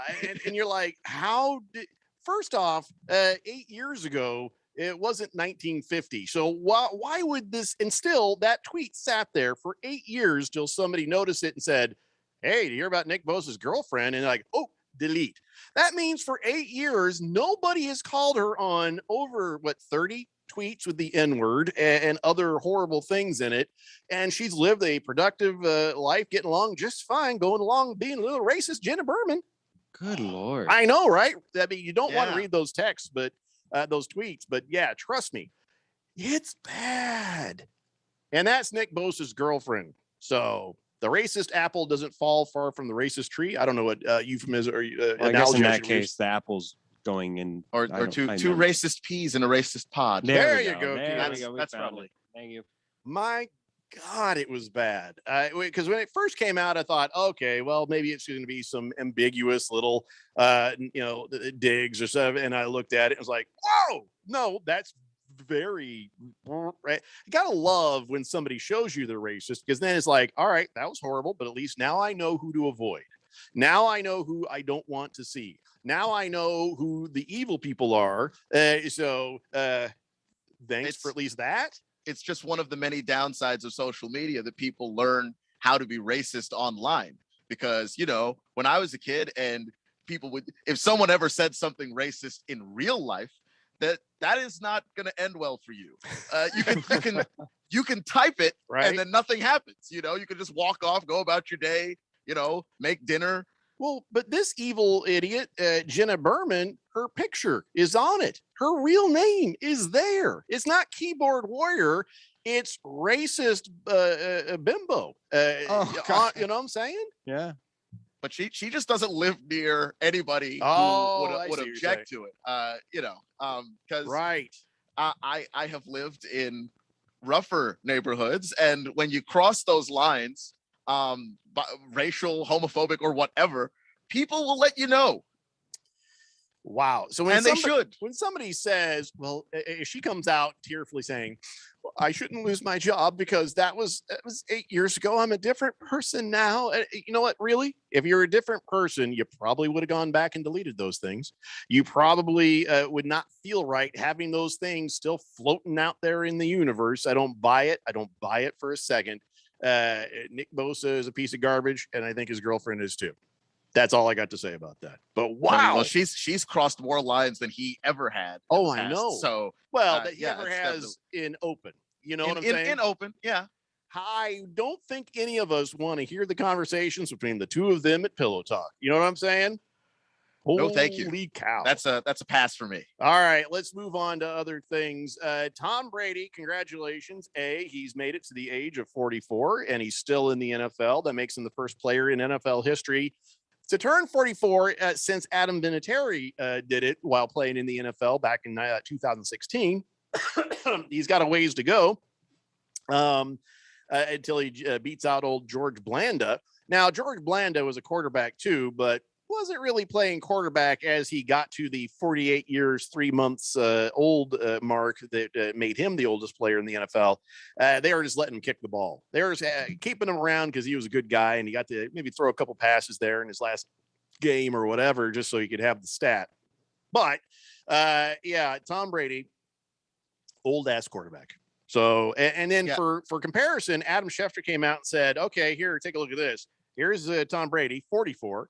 Pictured him right next to Zach Wilson, 22. He's exactly half his age, but they look the same age. You know what I'm saying? Both of their birthdays are even today. Yes. And it just doesn't look like Tom is even remotely aged. So I'm going to go with some surgery has happened to Tom Brady's face. You think so, really? I'm thinking a deal with the devil. Yeah, really? You think so? I mean, the deal with the devil is probably more likely. But yeah, he went out to some crossroad, dug a little hole, put some special goat parts and blood and stuff into a tin can, buried it. Here comes the demon, and then and Tom Brady's still playing football. But my question is, when does it end? Because you make the deal with the devil, isn't it supposed to be high success, but it's short and sweet? Tom Brady's been doing this for 20 years. Maybe Tom his agent negotiated well with the devil. Or maybe he said, can I have the longest career? Sure. We'll give you 25 years, but then he's going to live to be 80. And then the rest will be just awful. Or Phil, think about this. You and I or Keon, we try to individually negotiate with the devil. We're going to get a bum deal. Right. Tom Brady had collective arts agency involved. And then those guys do not screw around. Even the devil's like, I don't want to return this call. So I think that, he just had a better agent. That's all. Okay. So other old ass quarterback stuff. Peyton Manning came out and he was talking about remember how Peyton Manning used to have the big red mark in his forehead every time he take his helmet off, and I was just like, damn, Peyton, is your head just too big, or is that helmet too small? Can we get my man a helmet that actually fits? And he said, well, actually, what happened was the makers of Riddell came in and they were checking the helmet just to make sure it fits and stuff, and they'd say, Don't worry about the red marks on your forehead. That means the helmet fits just right. It's tight. It's close to your head. That will help prevent injuries. So that means it's perfect. And so I'm like, are they just screwing with him? Because nobody else's helmet's that tight. Who else do you see with big red marks in their forehead like that other than Peyton Manning? No, Aaron Rodgers usually does. Whenever you see him take off his helmet, you can see the red imprint on top. It was more pronounced with Peyton because he didn't have a lot of hair covering the forehead. And so he you're had saying Aaron Rodgers' floppy hair might have masked some of that. And then Peyton Manning, pasty white guy with the short hair. And it's cold in Denver. Yeah, not a lot of blood Nobody's flow. even thinking about Denver. They're thinking about Indianapolis. But thank you for playing. The dome. Yeah, nice to play the game. Hefty Lefty says Brady made the same deal with the devil that Paul Rudd made. He looks the same age as he did when he made Clueless 26 years ago. Man card violation for bringing up Clueless and not better movies. Well, you know what the deal is that you just drink nothing but water and you can only eat celery and avocados. I thought you were going to say you can only eat Brazilian. 888-368-1580. Work it out. Good Cat says, hey, any word on Berg and how he's doing? Oh, yeah. Sorry. I keep forgetting not everybody sees the Twitter. On Twitter, we have learned Berg, yes, he had operation. He had his brain tumor out, and he's recovering from that. And I think he actually did some video or something the other day about some card breaks, or he was some taste. He likes to do taste tests on snacks and stuff like that. So he's out there. He's active, but I do believe, if I'm not mistaken, I hate to speak out of turn, I think he is doing some rounds of chemo as well. But right now, as far as I know, yeah, he's going strong and doing the best he can. So Berg's hanging in. And oh yeah, he's I saw him. He did register in on the fantasy football. So yeah, a good idea is to go on Twitter and ask him how he's doing. He'll tell you. Boomer Sooner says George Blanda was a one of a kind. Awesome competitor. He'd throw the touchdown and then kick the extra point himself. Yeah, back in those days. Hefty Lefty, by the way, I was kidding about the man card violation. Sometimes we have to see movies, at girlfriend or wife point. Just the Tip says, hey, Berg, while he's not here, well, maybe he is. I don't know what he's doing. Random Texter says, Brady made the same deal with the devil that Dick Clark did. What dude looked the same in 2010 as he did in 1957? It's a good point. And in his punishment, well, Ryan Seacrest. Hefty Lefty says, I should have said Freaks and Geeks. What else was he in 26 years ago? Was he in Freaks and Geeks? Wet Hot American Summer. Oh, that's recently. No, they did a remake of it or a sequel to it for Netflix, but he was in the original. There was actually something back in the day. I thought that was all just a big parody of those old movies. I didn't know there was actually an original one. Yeah, no, it was. There's an original. You're just saying. No, I swear to God, that's a sequel. You should go watch the original. It's fun. Senior Wake and Bake says Lakers didn't think they had enough injuries, so they hire more injury prone just to make sure they have enough injuries. Yeah, That's injuries equal what? Excuses. Melo wasn't injured. Melo actually has been very consistent throughout his time. Dwight Howard has not been injured much, if at all, throughout his history. I'm trying to think of everybody else that they've had has not really had an injury history. They're not really injury prone. They're just old. Yeah, they're just old, so they won't play a lot of minutes, but they'll still be there. You try playing basketball at my age. Mr. Pringle says, Jeffrey, you should take it easy on DeAndre there. After all, he took a pay cut to come play for the Suns. Well, that whole thing is going to be less and less a thing here now in the future. Blissful Hayes says, yeah, I can't read that. Yeah, but he did say, I heard Jay Cutler's interested in signing with the Colts. He's good for at least 30, maybe 35 interceptions a year. Skoll says, you can talk about the Vikings going to the Super Bowl. No, I can't, because that's not happening. Fifth Letter says, I blame Phil for all this animosity between us Laker fans and you Suns fans. I blame Phil, the damn Bronco fan. I started a war, and I think the Lakers will end it. Donnie says, Suns fans ripping the Melo signing and calling him old, but praising CP3 signing. Can I tell you the difference, though? Kind of got a point, yeah. Chris Paul, though, you can't say he wasn't effective. Melo, when's the last time he was? I mean, no. Melo's been pretty good the last couple of years. But yes, the difference between Melo and Chris Paul is that Chris Paul is playing with a bunch of young guys. Melo is playing with other old dudes. Like, I don't know. They're not the same team. They're not even remotely the same team. I'm telling you right now, after arts and crafts, I'm going to kick your ass. Screaming Eagle says, so glad to hear the good news about Berg. Hang in there, Berg. Chicago Joe says, if you were to stick Tom Brady and Cher in a microwave, who'd melt the most? I don't know. According to Phil, he's had some plastic surgery done on his cabeza. But it would be Cher. You got to show me some proof of that. I got a hard time believing that Tom Brady has been under that knife. I don't know. I mean, Keon, you jumped right on board on that. Well, I don't know if it's been the knife, but I'll say there's got to be. Is there some Botox? Is there some anti-wrinkle stuff going on? There's no other way to do that. I mean, Botox only get you so far, and I've seen him look surprised, so I don't think he's doing the Botox. What else? I don't know what the ladies do for that sort of thing. Oh, it's the blood spinning thing. You go down to Brazil for a weekend, you have a vacation with the family, and then they take some blood out of your tuchus, and then they put it in your face, and it revitalizes everything. Wait, you put butt blood in your face? Yeah. Well, they shake it around. They have those like hydraulic spinners that just spin it around and your butt blood or your butt? Your butt blood, and then you put it in your face, and it's like what's different about the blood there from anywhere else? I don't know, but it's already in you. But I'm being 100% serious. When they have these, they call them vampire facials. Well, where crap don't work. Well, they'll take blood out of you, and then they do something to it, and then they give you the facial with the blood, and you're supposed to keep it on there for like a day. There's a couple of Brazilian fellas laughing in the back room, going, "I can't believe they bought that."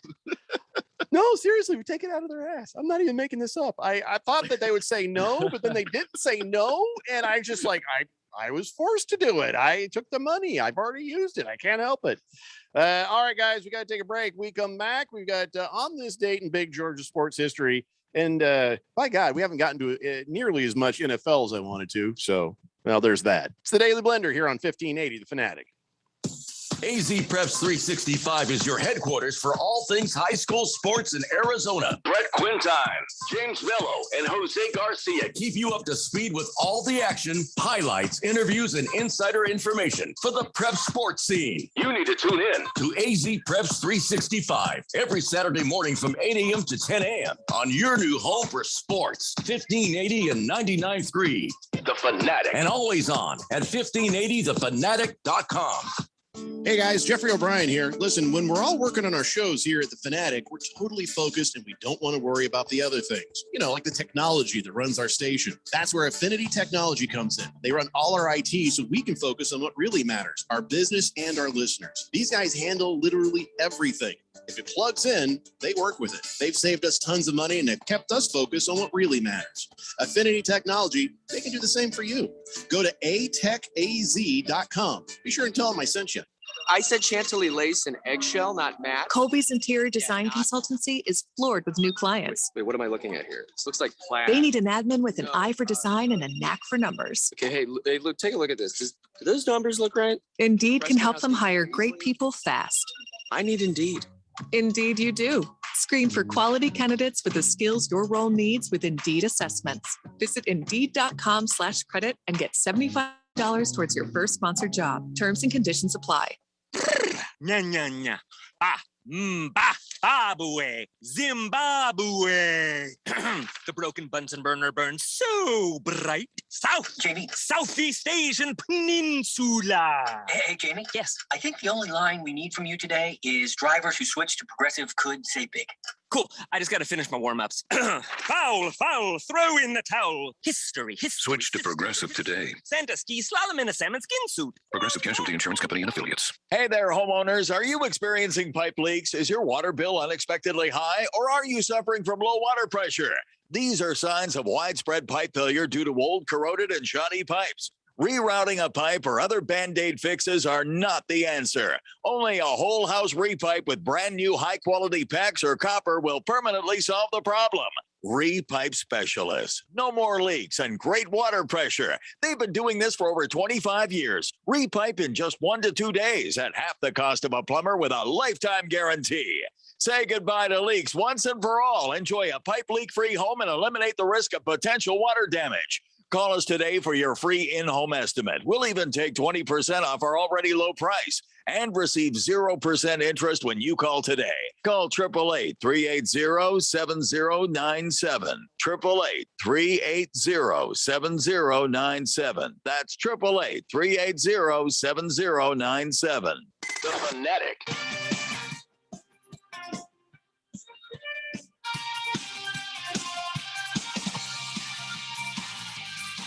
It's the Daily Blender here on 1580, The Fanatic, Arizona's new home for sports.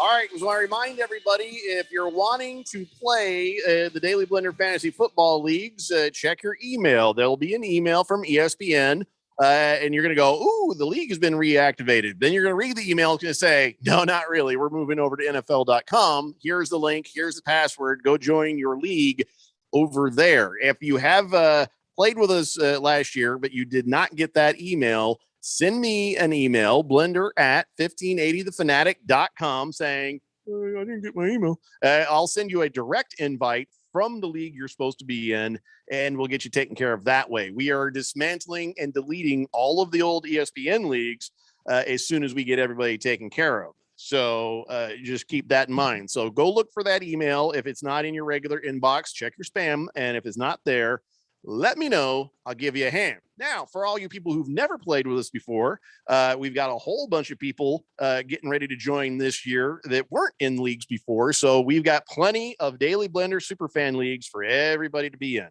And there will be cash prizes this year. What? Cash prizes? I can spend that? You cannot. The hosts and family members, again, not eligible to win the cash prizes. So even if one of us wins a league, well, the second runner-up gets the cash prize because we can't accept the money. So the prize is always going to go to the super fan who does the best in that league. So each one of those leagues, I'm going to give you the full information on how much money you can win and how much money you can win in Premier League, how much you can win in regular leagues. And there's Ralph from Harmon Solar had an amazing idea for the worst player in the league.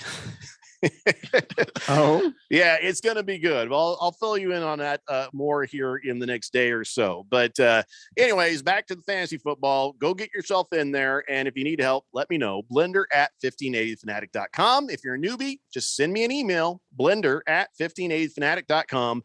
We'll get you situated. Now, you may not hear from me right away, may not get an immediate response, but trust me, every single one that comes in about the fantasy football, I'm moving over to a to-do list file, and we will get you sorted. I promise you. All right. Boomer Sooner says, yeah, Jeffrey, I sound like a little soundbite. Wait, what? Jeffrey, I kind of like a little soundbite when you start reading my text, like you do for Screaming Eagle. Oh, okay. See, that's the thing. I warned you about that. The moment we start playing the Eagle sound effect for Screaming Eagle, everybody else is going to want their own sound effect. Well, yeah, we got that, but we've also got Skull. Nobody's ever complained about Skull. Okay, so what can we do for Boomer Sooner? He's a Hall of Fame texter. What should we get for him there? Boomer Sooner. So what do we have? Maybe we can get him like a boom, like a dynamite boom. Like a boom boom. Yeah, just Boomer Sooner out. Boom. So some sort of boom. Oh, he wants a boom boom with a Boomer Sooner song. Well, no, that's too much. So we're gonna have a whole song. He says first couple of notes. No. Well, at least give it a shot. See what it sounds like. No, don't say no immediately to a Hall of Fame texter. I will. I almost got him. Oh, I hurt myself. You got to be careful at your age, man. I hurt myself trying to I'm like a Lakers player in here. Oh my God. It looked like you were trying to fight your mic. No, there was a bug right there. We've had, here's what happened is today, somebody came out and sprayed all the bushes and stuff outside of our studios. So all the bugs were like, everybody run inside. And so now we've been fighting off critters the entire show, Phil and I. And yeah, you know what, though, I got to take it back about, the Lakers players and stuff. I am way too young to be a Laker player. Let's see. Boogie says, I want Screaming Goats. I've requested this before. You get no Screaming Goats, Boogie. That doesn't make any sense to your nickname. Boogie should be like a little disco, like a little disco, a little funky, yeah. Mr. Pringle says, Phil Rivers says he's staying ready. There's your quarterback fix, Jeffrey. Yeah, don't tempt Jeffrey with a good time. He actually might take that. Did he actually say he's staying ready? Oh, I don't recall hearing that. The last I heard from Phillip Rivers, he was in the great state of Texas, coaching high school football. Yeah, Oh no, he really did. 34 minutes ago, Phillip Rivers on NFL Comeback. I have not completely ruled that out. Well, It's either that or Jacob Eason. Anything's better than Hundley, right? And Brett Hundley. Yeah. Ooh. Yeah. Headley. Senior Wake and Bake says, Jeffrey, I heard they were talking to Andrew Luck. That would make me happy. Yeah, that's not a threat. That's great. Well, I don't think that he'd be any sort of shape to do anything, but that I don't know. How old is Andrew Luck now? He's still within range, right?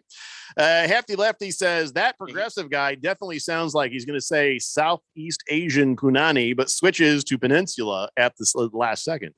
I have no idea what you're talking about. Andrew Luck is 31 years old. Yeah, so he's still in there. He's still in the prime. But I think he got so fat and happy just being a dad and hanging out with his kids, reading books. I don't think he's going to show up.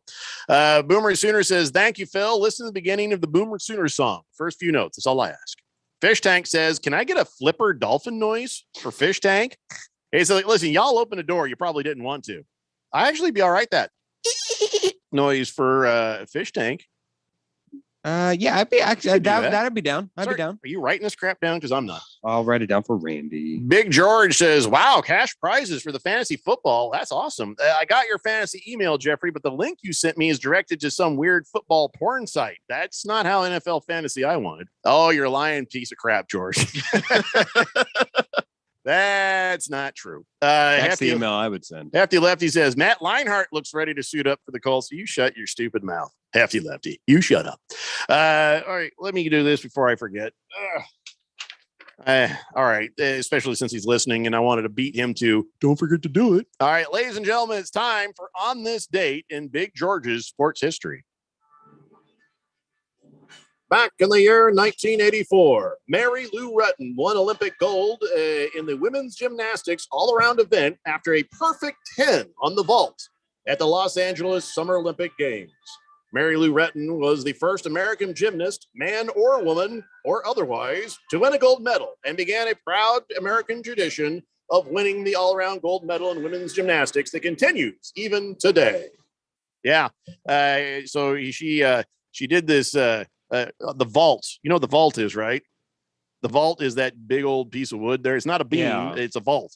And she said she did a backwards somersault, and here it is. And she did it on that bar. Here's hold on, I got to see the camera here to do this. This is her doing it right there. That's Mary Lou Retton winning the gold, landing. She landed like that. Oh, yeah. Wow. Did you guys ever seen any video on Mary Lou Retton, the gymnast? No, I haven't. She was a very smiley girl, and she became the darling of the American media. And she was doing Wheaties, and she was doing ads, and she was like about the same height as Simone Biles. And she was America's sweetheart there for quite a few years. And because of her in the Olympics, after that, thousands and thousands of American girls ran out and joined gymnastic teams. She was an inspiration to a lot of people. A fine American. She looks very inspirational. Phil, you are inspired looking at this for the wrong reasons. Let's just say I want to split as well. Okay, that's I'll put that away. I'm glad we went there. There we go. That's not what I intended with America's sweetheart. Oh boy. Just the Tip says, I'm jealous of all the people who haven't heard Phil talk. That was good. That got me. Senior Wake and Bake says, can I have Shaft theme music for my intro? What about just that? No, you can't. Senior Wake and Bake, you need to show some credentials to get Shaft, if you know what I mean. Not where I'm at. I ain't just giving that to any. Well, no, not those credentials. Okay, but let me revise that. You have to be worthy of the Shaft name. Hey, I don't need to see your Shaft. Come here to Shaftsville. God damn it. Now my camera's all out of focus. Get shafted. Okay, stop talking, Phil. You're not helping. All right. I'm just going to be blurry. All right. Boomer Sooner says, yeah, sorry, Jeffrey. Opened up a bucket of worms on that one, didn't I? No, I've always been for fun little sound effects for some, or maybe we only limit it to Hall of Fame texters, maybe at maximum, because otherwise we're already working on a pretty full button as it is. I don't want to put more work for Randy. That's my thought. Yeah, and then that's more work that Randy has to deal with when next time Josh deletes the button board in there and we lose everything. It's a vicious circle. So anyway, let's we talk about some more NFL stuff. I don't want this to go into us talking about Philip Rivers or Nick Foles. I like how both those guys are like, hey, I'm ready to go. Yeah, did you see the absolute confidence of Nick Foles? Yeah. Hey, I'm ready. That is the guy that they call, can I say, I don't know if I can say his moniker, but no, you can't. Yeah, big. Yeah, I just said you can't. Big Nick. Yeah, well, he was like, oh, I'm absolutely ready. Yeah, let's trade. Let's do this. And yeah, it's not going to be the Colts, but I think some team might step up and need a little help there. But yeah, he's superbly confident, says he feels great. He's 32. He says, this is the best version of me in football ever. I don't know. I'm sure he believes it, but do we have any reason to believe that? No, the best version of Nick Foles in football happened when he won a Super Bowl. He's never doing that again. Like, he's never playing at that level ever again. Go back and look at that playoff run. It is insane. You take out the Falcons thing, the next 3 games, but when he played the Patriots, the Vikings, there was absolutely astonishingly good quarterback play that he has never reciprocated, nor will he ever do again. Nick Foles gets a statue in Philadelphia, and I thought he was just going to go ahead and hang it up there for a while. I thought maybe that was the smart move. He was ready. Going to different teams and then sitting on the depth chart behind which should be lesser quarterbacks. And the fact that he was on there shows he was the lesser quarterback. So listen, you know what, though? God bless him. If he has that confidence and thinks he can still do it, then by God, who am I telling he can't? Other than hopefully a guy who can assess talent and say, dear God, please don't. Blissel Hayes says, of course, Foles wants to play for the Colts. He's currently 3rd string in the Bears. Of course, he wants to be confident and get the hell out of there. He's like, please trade for me. Please. Deflated Balls says, Jeffrey, I was sure the Constitution included a man must keep his word clause. You keep promising to fire Phil. So I keep hinting at firing Phil. I have not promised to fire Phil. So that the Constitution does not come into play on this one. It's likely. I'm just saying. If I come in tomorrow and bring a vaulting beam, and I do the splits on that. Yeah, I'll fire you right on the spot. Good Cat says, Jeffrey, just be glad our Colts didn't sign Mitch Trubisky or Kirk Cousins. That's true. You could be worse off. See, we had like a few moments there, and I thought maybe we could talk some other NFL, and we ended up not getting to. Skull says, it's all rigged. It's the aliens in the backside of the moon. They control everything. Abandon hope for future plans. Thank you, Skull. Appreciate that. All right. Enough of this nonsense. It's time for other nonsense. Keon Rose, thanks so much for being with us. How do you like that? The listeners of this show are stalking you in your home state radio station there in Chattanooga. Do it. Listen to me. Phil, you should get your resume together. All right, guys. Randy will be back tomorrow, and so will we. It's the Daily Blender here on 1580, The Fanatic. Have a good night. Mortgage rates are nearing all-time lows. Now is the time to refinance.